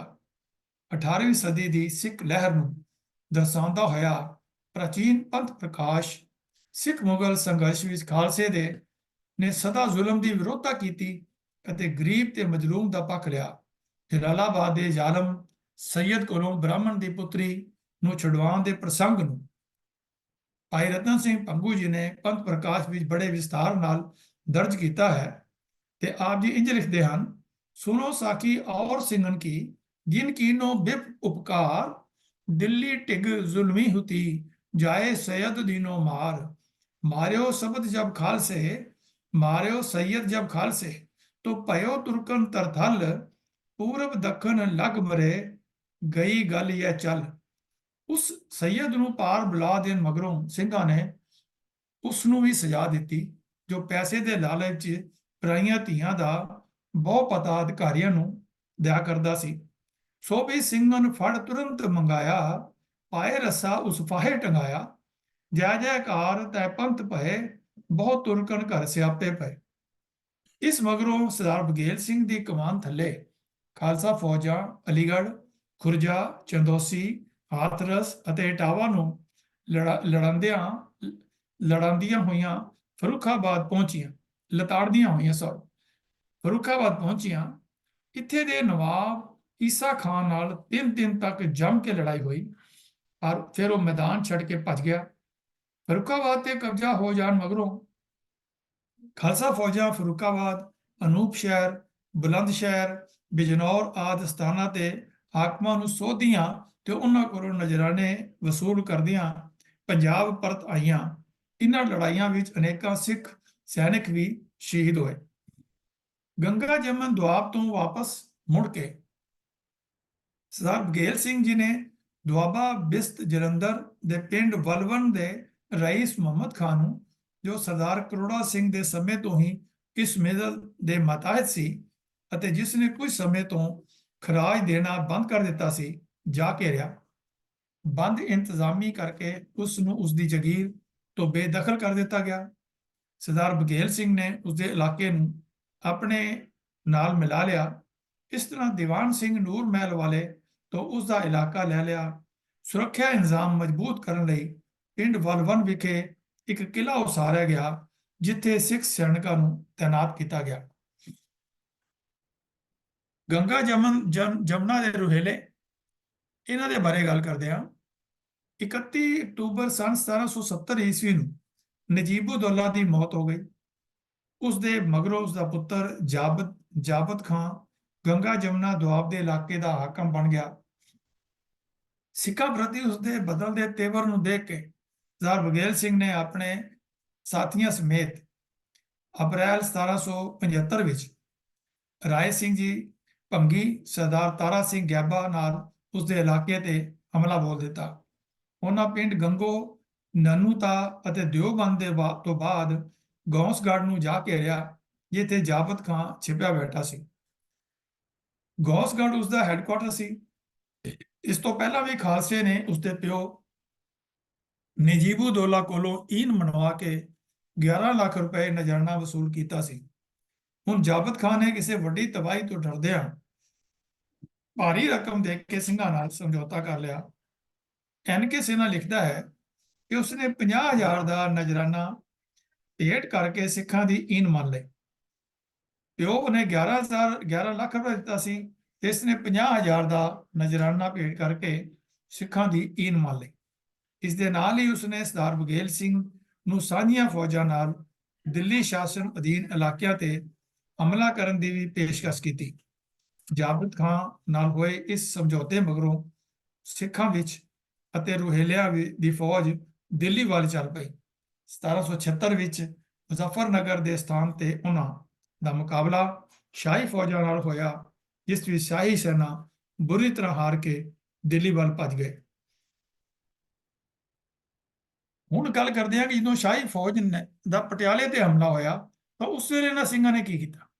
1779 ਦੀ ਪਤਝੜ ਵਿੱਚ ਜਦੋਂ ਮੁਗਲਾਂ ਦੀ ਇੱਕ ਤਕੜੀ ਫੌਜ ਨੇ ਸ਼ਹਿਜ਼ਾਦਾ ਫਰਖੰਦਾ ਬਖਤ ਅਤੇ ਵਜ਼ੀਰ ਅਬਦੁਲ ਅਹਿਦ ਖਾਨ ਦੀ ਕਮਾਨ ਥੱਲੇ ਪਟਿਆਲੇ ਤੇ ਹਮਲਾ ਬੋਲਿਆ ਤਾਂ ਸਰਦਾਰ ਬਘੇਲ ਸਿੰਘ ਜੀ ਆਪਣੇ ਸਾਥੀਆਂ ਸਰਦਾਰ ਰਾਏ ਸਿੰਘ ਬੂਰੀਆ, ਸਰਦਾਰ ਭੰਗਾ ਸਿੰਘ ਥਾਨੇਸਰ ਅਤੇ ਸਰਦਾਰ ਭਾਗ ਸਿੰਘ ਜੀਂਦ ਨਾਲ ਉਹਨਾਂ ਨੂੰ ਕਰਨਾਲ ਦੇ ਸਥਾਨ ਤੇ ਮਿਲਿਆ ਅਤੇ ਪਟਿਆਲੇ ਵਿਰੁੱਧ ਉਹਨਾਂ ਦੀ ਮਦਦ ਲਈ ਆਪ ਜੀ ਰਾਜੀ ਹੋ ਗਏ। ਆਪ ਜੀ ਦੇ ਮਨ ਵਿੱਚ ਸਰਦਾਰ ਅਮਰ ਸਿੰਘ ਪ੍ਰਤੀ ਰੋਸ ਸੀ ਕਿ ਉਸਨੇ ਵਿਦੇਸ਼ੀ ਹਮਲਾ ਦੀਆਂ ਸ਼ਰਤਾਂ ਮੰਨ ਕੇ ਉਸ ਕੋਲੋਂ ਮਹਾਰਾਜਗੀ ਦਾ ਖਿਤਾਬ ਕਿਉਂ ਲਿਆ, ਅਤੇ ਦੂਸਰਾ ਇਹ ਕਿ 1769 ਈਸਵੀ ਵਿੱਚ ਉਸਨੇ ਕਰੋੜ ਸਿੰਘ ਜਾਂ ਮਿਸਲ ਦੇ ਕਈ ਪਿੰਡਾਂ ਤੇ ਬਿਨਾਂ ਕਿਸੇ ਕਾਰਨ ਹਮਲਾ ਬੋਲ ਦਿੱਤਾ ਸੀ। ਮੁਗਲਾਂ ਅਤੇ ਸਿੱਖ ਸਰਦਾਰਾਂ ਦੀਆਂ ਫੌਜਾਂ ਨੇ ਅੱਗੇ ਵੱਧ ਕੇ ਪਟਿਆਲੇ ਨੂੰ ਚੌਹਾਂ ਪਾਸਿਆਂ ਤੋਂ ਘੇਰ ਲਿਆ। ਪਟਿਆਲੇ ਤੇ ਜ਼ਬਰਦਸਤ ਹਮਲਾ ਹੋਇਆ ਵੇਖ ਕੇ ਅਮਰ ਸਿੰਘ ਕਿਸੇ ਤਰ੍ਹਾਂ ਪਿੰਡ ਲਾਹਲ ਦੇ ਸਥਾਨ ਨੂੰ ਤੇ ਸਰਦਾਰ ਬਘੇਲ ਸਿੰਘ ਨੂੰ ਮਿਲਿਆ। ਨਾ ਸਿਰਫ ਉਸਨੇ ਆਪਣੇ ਕੀਤੇ ਤੇ ਅਫਸੋਸ ਹੀ ਪ੍ਰਗਟ ਕੀਤਾ, ਸਗੋਂ ਆਪਣੇ ਪੁੱਤਰ ਨੂੰ ਸਾਹਿਬ ਸਿੰਘ ਨੂੰ ਉਹਨਾਂ ਤੋਂ ਹੱਥੋਂ ਅੰਮ੍ਰਿਤ ਭਾਵ ਖੰਡੇ ਬਾਟੇ ਦੀ ਪਾਹੁਲ ਛਕਵਾ ਕੇ ਖਾਲਸੇ ਪ੍ਰਤੀ ਵਫਾਦਾਰ ਰਹਿਣ ਦਾ ਬਚਨ ਵੀ ਦਿੱਤਾ। ਅਮਰ ਸਿੰਘ ਦੀ ਪ੍ਰਧਾਨਗੀ, ਅਧੀਨਗੀ ਅਤੇ ਉਸ ਦੁਆਰਾ ਪੰਥ ਪ੍ਰਤੀ ਵਫਾਦਾਰ ਰਹਿਣ ਦੇ ਭਰੋਸੇ ਮਗਰੋਂ ਸਰਦਾਰ ਬਘੇਲ ਸਿੰਘ ਜੀ ਨੇ ਇਸ ਨੀਤੀ ਦੇ ਨਾਲ ਕੰਮ ਕੀਤਾ ਤੇ ਪਟਿਆਲੇ ਨੂੰ ਨੁਕਸਾਨ ਨਾ ਪਹੁੰਚਾਉਣ ਦਾ ਫੈਸਲਾ ਕਰ ਲਿਆ। ਜਦੋਂ ਇਸ ਨਵੀਂ ਸਥਿਤੀ ਦਾ ਪਤਾ ਮੁਗਲ ਜਰਨੈਲ ਅਬਦੁਲ ਅਹਿਦ ਖਾਨ ਨੂੰ ਚੱਲਿਆ ਤਾਂ ਉਹ ਡਰ ਗਿਆ। ਉਸ ਨੂੰ ਇਹ ਵੀ ਪਤਾ ਚੱਲ ਚੁੱਕਾ ਸੀ ਕਿ ਮਹਾਰਾਜਾ ਅਮਰ ਸਿੰਘ ਦੀ ਬੇਨਤੀ ਤੇ ਸਤਲੁਜ ਪਾਰ ਤੋਂ ਮਾਝੇ ਦੇ ਇਲਾਕੇ ਵਿੱਚ ਸਰਦਾਰ ਜੱਸਾ ਸਿੰਘ ਆਹਲੂਵਾਲੀਆ ਦੀ ਕਮਾਨ ਥੱਲੇ ਇੱਕ ਤਕੜੀ ਫੌਜ ਉਹਨਾਂ ਵਿਰੁੱਧ ਲੜਨ ਲਈ ਆ ਰਹੀ ਸੀ। ਉਹ ਪਟਿਆਲੇ ਦਾ ਘੇਰਾ ਚੁੱਕ ਕੇ ਦਿੱਲੀ ਵੱਲ ਭੱਜ ਜਾਣਾ ਚਾਹੁੰਦਾ ਸੀ, ਪਰ ਉਸਨੂੰ ਇਹ ਵੀ ਖਤਰਾ ਸੀ ਕਿ ਕਿਤੇ ਆ ਰਹੇ ਸਿੱਖ ਸਰਦਾਰ ਉਸ ਦੀ ਸੈਨਾ ਤੇ ਹਮਲਾ ਬੋਲ ਕੇ ਉਹਨੂੰ ਰਾਹ ਵਿੱਚ ਹੀ ਖਤਮ ਨਾ ਕਰ ਦੇਣ। ਤਾਂ ਉਸਨੇ ਸਰਦਾਰ ਬਘੇਲ ਸਿੰਘ ਨੂੰ ਵਿੱਚ ਪਾ ਕੇ ਗੱਲ ਮੁਕਾਉਣੀ ਚਾਹੀ। ਕਸੂਤੇ ਫਸੇ ਅਹਿਦ ਖਾਨ ਕੋਲੋਂ ਲਾਭ ਉਠਾਉਣ ਦਾ ਇਹ ਚੰਗਾ ਮੌਕਾ ਸੀ। ਉਸਨੇ ਮੁਗਲ ਜਰਨੈਲ ਨੂੰ ਸਾਫ਼ ਕਹਿ ਦਿੱਤਾ ਕਿ ਜਿਤਨੀ ਦੇਰ ਤੱਕ ਮਾਝੇ ਵੱਲੋਂ ਆ ਰਹੇ ਸਰਦਾਰਾਂ ਨੂੰ ਭਾਰੀ ਨਜ਼ਰਾਨਾ ਨਾ ਦਿੱਤਾ ਗਿਆ, ਉਹ ਵਾਪਸ ਨਹੀਂ ਜਾਣਗੇ। ਅਬਦੁਲ ਅਹਿਮਦ ਖਾਨ ਨੇ ਸਰਦਾਰ ਬਘੇਲ ਸਿੰਘ ਨੂੰ ਇਸ ਸ਼ਰਤ ਤੇ 7 ਲੱਖ ਰੁਪਇਆ ਦੇਣਾ ਮਨਜ਼ੂਰ ਕਰ ਲਿਆ ਕਿ ਦਿੱਲੀ ਪਰਤਣ ਸਮੇਂ ਉਹਨਾਂ ਦੀ ਸੈਨਾ ਨੂੰ ਕੋਈ ਨੁਕਸਾਨ ਨਹੀਂ ਪਹੁੰਚਾਇਆ ਜਾਏਗਾ। ਇਸ ਤਰ੍ਹਾਂ ਦਿੱਲੀ ਦਰਬਾਰ ਵੱਲੋਂ ਪੰਜਾਬ ਦੀਆਂ ਰਿਆਸਤਾਂ ਨੂੰ ਆਪਣੇ ਕਬਜ਼ੇ ਵਿੱਚ ਕਰਨ ਦੀ ਇਹ ਯੋਜਨਾ ਬੁਰੀ ਤਰ੍ਹਾਂ ਜਿਹੜੀ ਹੈ ਉਹ ਫੇਲ ਹੋ ਗਈ। ਕਈ ਇਤਿਹਾਸਕਾਰਾਂ ਨੇ ਸਰਦਾਰ ਬਘੇਲ ਸਿੰਘ ਦੁਆਰਾ ਸ਼ਾਹੀ ਫੌਜ ਦਾ ਸਾਥ ਦੇਣ ਅਤੇ ਉਹਨਾਂ ਨੂੰ ਪਟਿਆਲੇ ਤੇ ਹਮਲਾ ਕਰਨ ਲਈ ਉਕਸਾਉਣ ਵਾਲੇ ਕਿਰਦਾਰ ਨੂੰ ਦੇਸ਼ ਅਤੇ ਪੰਥ ਵਿਰੋਧੀ ਕਹਿ ਕੇ ਨਿੰਦਿਆ ਵੀ ਹੈ। ਪਰ ਡਾਕਟਰ ਗੰਡਾ ਸਿੰਘ ਜੀ ਅਨੁਸਾਰ ਇਹ ਸ਼ਤਰੰਜ ਦੀ ਖੇਡ ਸੀ, ਜਿਸ ਵਿੱਚ ਇੱਕ ਪਾਸੇ ਮੈਦਾਨੇ ਜੰਗ ਦਾ ਇੱਕ ਉੱਘਾ ਸੂਰਮਾ ਚਬਾਲੀਆ ਸਰਦਾਰ ਬਘੇਲ ਸਿੰਘ ਸੀ ਅਤੇ ਦੂਜੇ ਪਾਸੇ ਪਰਲੇ ਦਰਜੇ ਦਾ ਕਾਇਰ ਅਤੇ ਸਵਾਰਥੀ ਅਬਦੁਲ ਅਹਿਦ ਖਾਨ ਸੀ, ਜੋ ਸਿੱਖਾਂ ਵਿੱਚ ਪਾੜ ਪਾ ਕੇ ਸਤਲੁਜ ਉਰਾਰ ਤੱਕ ਸ਼ਾਹ ਆਲਮ ਦੇ ਰਾਜ ਨੂੰ ਮੁੜ ਕਾਇਮ ਕਰ ਦੇਣ ਦੇ ਸੁਪਨੇ ਲੈ ਰਿਹਾ ਸੀ। ਸਰ ਜਾਦੂ ਸਰਕਾਰ ਜੀ ਵੀ ਇਸ ਗੱਲ ਨੂੰ ਮੰਨਦੇ ਹਨ ਕਿ ਮੂਰਖ ਅਬਦੁਲ ਅਹਿਦ ਖਾਨ ਸਰਦਾਰ ਬਘੇਲ ਸਿੰਘ ਦੇ ਜਾਲ ਵਿੱਚ ਫਸ ਗਿਆ ਐਂਡ ਦਾ ਓਲਡ ਫੂਲ ਸਵੈਲੋਡ ਦਾ ਬੇਟ। ਇਸ ਗੱਲ ਨੂੰ ਸਪਸ਼ਟ ਕਰਦਿਆਂ ਹੋਇਆ ਡਾਕਟਰ ਗੰਡਾ ਸਿੰਘ ਜੀ ਲਿਖਦੇ ਹਨ ਕਿ ਦਿੱਲੀ ਦਾ ਵਜ਼ੀਰ ਅਬਦੁਲ ਅਹਿਦ ਖਾਨ ਸਰਦਾਰ ਬਘੇਲ ਸਿੰਘ ਦੇ ਦਾਅ ਵਿੱਚ ਆ ਗਿਆ ਤੇ ਉਸਨੇ ਮੱਛੀਆਂ ਫੜਨ ਵਾਲੀ ਸੁੱਟੀ ਹੋਈ ਕੁੰਡੀ ਨਾਲ ਲੱਗੀ ਮਾਸ ਦੀ ਬੋਟੀ ਨੂੰ ਜਾ ਮੂੰਹ ਪਾਇਆ ਅਤੇ ਉਹ ਕੁੰਡੀ ਅਬਦੁਲ ਅਹਿਦ ਖਾਂ ਦੇ ਸੰਘ ਵਿੱਚ ਫਸ ਗਈ। ਗਿਆਨੀ ਗਿਆਨ ਸਿੰਘ ਜੀ ਨੇ ਸਰਦਾਰ ਬਘੇਲ ਸਿੰਘ ਦੇ ਰਾਜਸੀ ਪੈਂਤੜਿਆਂ ਨੂੰ ਬਿਆਨ ਕਰਦਿਆਂ ਲਿਖਿਆ ਹੈ ਕਿ ਇਸੇ ਤਰ੍ਹਾਂ ਜਦ ਕਦੀ ਵੀ ਦਿੱਲੀ ਵੱਲੋਂ ਕੋਈ ਹਮਲਾ ਹੋਣ ਲੱਗਦਾ ਤਾਂ ਸਰਦਾਰ ਬਘੇਲ ਸਿੰਘ ਉਹਨਾਂ ਨਾਲ ਮਿਲ ਜਾਂਦਾ ਰਿਹਾ, ਕਿੰਤੂ ਜਿਉਂ ਹੀ ਉਹਨਾਂ ਦੀ ਸੈਨਾ ਪੰਜਾਬ ਪੁੱਜਦੀ ਤਾਂ ਚਾਰੇ ਪਾਸਿਆਂ ਤੋਂ ਸਿੱਖਾਂ ਵਿੱਚ ਘਿਰ ਜਾਂਦੀ। ਤਦੋਂ ਹੀ ਸਰਦਾਰ ਬਘੇਲ ਸਿੰਘ ਖਾਲਸੇ ਨੂੰ ਹਰਜਾਨੇ ਦਵਾ ਕੇ ਫੌਜ ਨੂੰ ਵਾਪਸ ਕਰ ਦਿੰਦਾ। ਜਿਸ ਤਰ੍ਹਾਂ ਕਿ ਸਰਦਾਰ ਬਘੇਲ ਸਿੰਘ ਨੇ ਇਕਰਾਰ ਕੀਤਾ ਸੀ, ਉਸੇ ਅਨੁਸਾਰ ਸ਼ਾਹੀ ਸੈਨਾ ਨੂੰ ਵਾਪਸ ਦਿੱਲੀ ਪਰਤਦੇ ਸਮੇਂ ਕਿਸੇ ਤਰ੍ਹਾਂ ਵੀ ਪਰੇਸ਼ਾਨ ਨਾ ਕੀਤਾ ਗਿਆ। ਅਬਦੁਲ ਅਹਿਮਦ ਖਾਂ ਕੋਲੋਂ ਮਿਲੇ ਪੈਸੇ ਨੂੰ ਸਰਦਾਰਾਂ ਵਿੱਚ ਵੰਡ ਦਿੱਤਾ ਗਿਆ। ਡਾਕਟਰ ਗੰਡਾ ਸਿੰਘ ਅਨੁਸਾਰ ਸ਼ਾਹੀ ਸੈਨਾ 5 ਨਵੰਬਰ 1779 ਨੂੰ ਦਿੱਲੀ ਪਹੁੰਚ ਗਈ। ਉਹਨਾਂ ਦੇ ਸਹੀ ਸਲਾਮਤ ਵਾਪਸ ਪਹੁੰਚ ਜਾਣ ਤੇ ਸ਼ਾਹ ਆਲਮ, ਮੁਗਲ ਦਰਬਾਰੀਆਂ ਅਤੇ ਸ਼ਾਹੀ ਪਰਿਵਾਰ ਦੇ ਲੋਕਾਂ ਨੇ ਸੁੱਖ ਦਾ ਸਾਹ ਲਿਆ। ਪਰ ਉਹਨਾਂ ਦਾ ਇਸ ਤਰ੍ਹਾਂ ਪੰਜਾਬ ਤੋਂ ਖਾਲੀ ਹੱਥ ਪਰਤ ਜਾਣਾ ਬੜਾ ਨਿਰਾਦਰੀ ਅਤੇ ਨਮੋਸ਼ਾ ਭਰਿਆ ਸੀ। ਇਸ ਘਟਨਾ ਨੇ ਮਿਸਲਦਾਰਾਂ ਦੇ ਹੌਸਲੇ ਹੋਰ ਬੁਲੰਦ ਕਰ ਦਿੱਤੇ। ਜਦੋਂ ਅਪ੍ਰੈਲ 1781 ਵਿੱਚ ਮੁਗਲ ਪ੍ਰਧਾਨ ਮੰਤਰੀ ਦੇ ਇੱਕ ਕਰੀਬੀ ਰਿਸ਼ਤੇਦਾਰ ਮਿਰਜ਼ਾ ਸਾਫੀ ਨੇ ਲਾਡਵਾ ਤੋਂ 10 ਕਿਲੋਮੀਟਰ ਦੱਖਣ ਵਿੱਚ ਇੰਦਰੀ ਦੀ ਸਿੱਖ ਫੌਜੀ ਚੌਕੀ ਤੇ ਕਬਜ਼ਾ ਕਰ ਲਿਆ ਤਾਂ ਸਰਦਾਰ ਬਘੇਲ ਸਿੰਘ ਜੀ ਨੇ ਨਾ ਸਿਰਫ ਇਸ ਗੱਲ ਦਾ ਵਿਰੋਧ ਹੀ ਪ੍ਰਗਟ ਕੀਤਾ, ਸਗੋਂ ਬਦਲੇ ਦੀ ਕਾਰਵਾਈ ਕਰਕੇ ਸ਼ਾਹਬਾਦ ਤੇ ਖਲੀਲ ਬੇਗ ਖਾਨ ਨੂੰ ਹਥਿਆਰ ਸੁੱਟਣ ਤੇ ਮਜਬੂਰ ਕਰ ਦਿੱਤਾ। ਉਸ ਕੋਲ 300 ਘੋੜੇ, 800 ਪੈਦਲ ਸਵਾਰ ਅਤੇ 2 ਤੋਪਾਂ ਵੀ ਸਨ। ਖਲੀਲ ਬੇਗ ਉੱਪਰ ਹੋਏ ਹਮਲੇ ਕਾਰਨ ਦਿੱਲੀ ਦੀ ਮੁਗਲ ਹਕੂਮਤ ਲਈ ਵੀ ਨਵੇਂ ਖਤਰੇ ਪੈਦਾ ਹੋ ਗਏ।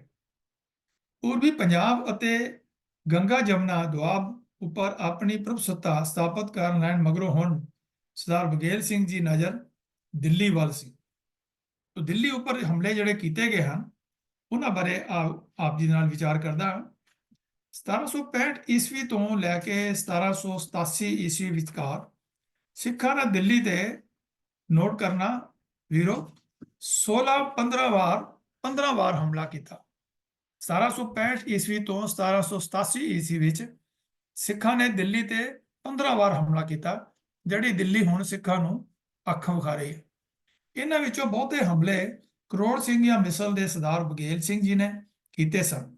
ਮੁਗਲ ਹਕੂਮਤ ਦਿਨ ਬ ਦਿਨ ਕਮਜ਼ੋਰ ਹੁੰਦੀ ਚਲੀ ਜਾ ਰਹੀ ਸੀ। ਦਿੱਲੀ ਉੱਤੇ ਸ਼ਾਹ ਆਲਮ ਦੂਜੇ ਦਾ ਰਾਜ ਸੀ।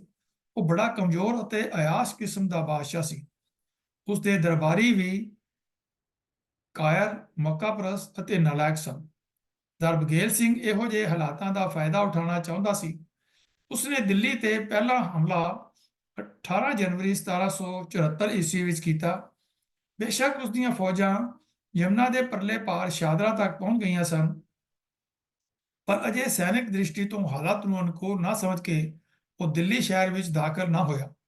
ਆਪਣੀ ਫੌਜ ਲਈ ਰਸਦ ਪਾਣੀ ਅਤੇ ਮਾਇਕ ਲੋੜਾਂ ਨੂੰ ਪੂਰੀਆਂ ਕਰਨ ਲਈ ਉਹਨਾਂ ਨੇ ਸ਼ਾਦਰਾ ਨੂੰ ਲੁੱਟਿਆ ਅਤੇ ਅਮੀਰ ਵਪਾਰੀਆਂ ਕੋਲੋਂ ਨਜ਼ਰਾਨੇ ਲੈ ਕੇ ਵਾਪਸ ਪੰਜਾਬ ਪਰਤ ਗਏ। ਵਾਪਸੀ ਵਿੱਚ ਉਹਨਾਂ ਨੇ ਦਿਓਬੰਦ ਤੇ ਹਮਲਾ ਕੀਤਾ ਅਤੇ ਫਿਰ ਗੌਂਸਗੜ੍ਹ ਦੇ ਨਵਾਬ ਕੋਲੋਂ 50,000 ਰੁਪਏ ਸਾਲਾਨਾ ਵਸੂਲ ਕੀਤੇ ਅਤੇ ਫਿਰ ਸਰਦਾਰ ਬਘੇਲ ਸਿੰਘ ਨੇ ਦਿੱਲੀ ਉੱਪਰ ਦੂਸਰਾ ਹਮਲਾ 15 ਜੁਲਾਈ 1775 ਈਸਵੀ ਨੂੰ ਕੀਤਾ। ਉਹਨਾਂ 22 ਅਪ੍ਰੈਲ ਨੂੰ ਬੈਗੀ ਦੇ ਸਥਾਨ ਤੇ ਜਮਨਾ ਪਾਰ ਕੀਤੀ ਸੀ।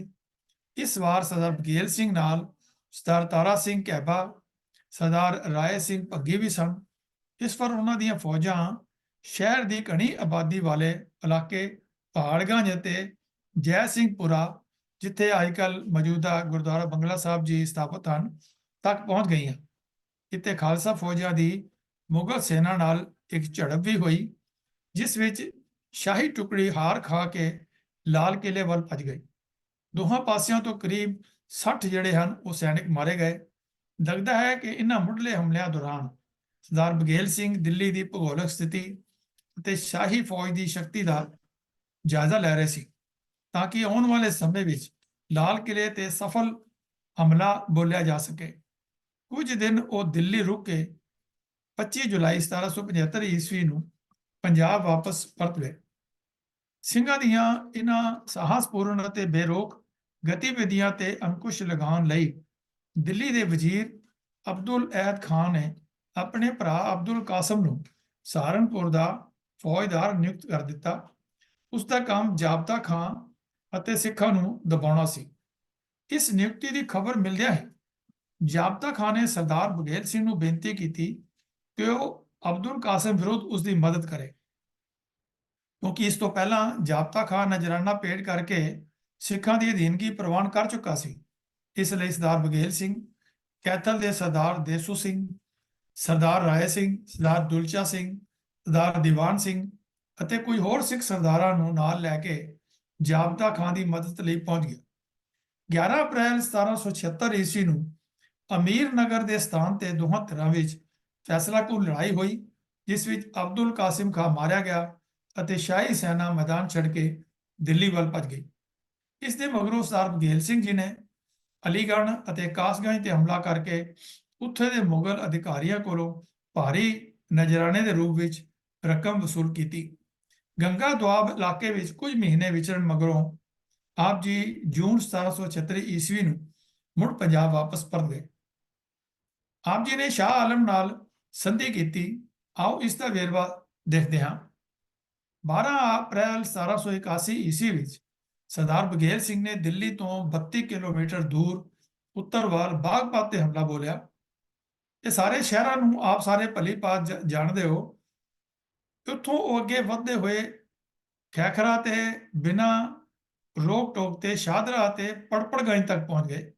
ਮੁਗਲ ਬਾਦਸ਼ਾਹ ਸ਼ਾਹ ਆਲਮ ਨੇ ਸਿੱਖਾਂ ਵੱਲੋਂ ਦਿੱਲੀ ਦੇ ਇਰਦ ਗਿਰਦ ਲਗਾਤਾਰ ਹੁੰਦੇ ਇਹਨਾਂ ਹਮਲਿਆਂ ਤੋਂ ਡਰ ਕੇ ਸਿੱਖਾਂ ਨਾਲ ਇੱਕ ਸੰਧੀ ਕਰ ਲਈ, ਜਿਸ ਅਨੁਸਾਰ ਗੰਗਾ ਜਮਨਾ ਤੇ ਵਿਚਕਾਰ ਦੇ ਇਲਾਕਿਆਂ ਤੇ ਉਹਨਾਂ ਦਾ ਅਧਿਕਾਰ ਨੂੰ ਮੰਨ ਲਿਆ ਗਿਆ।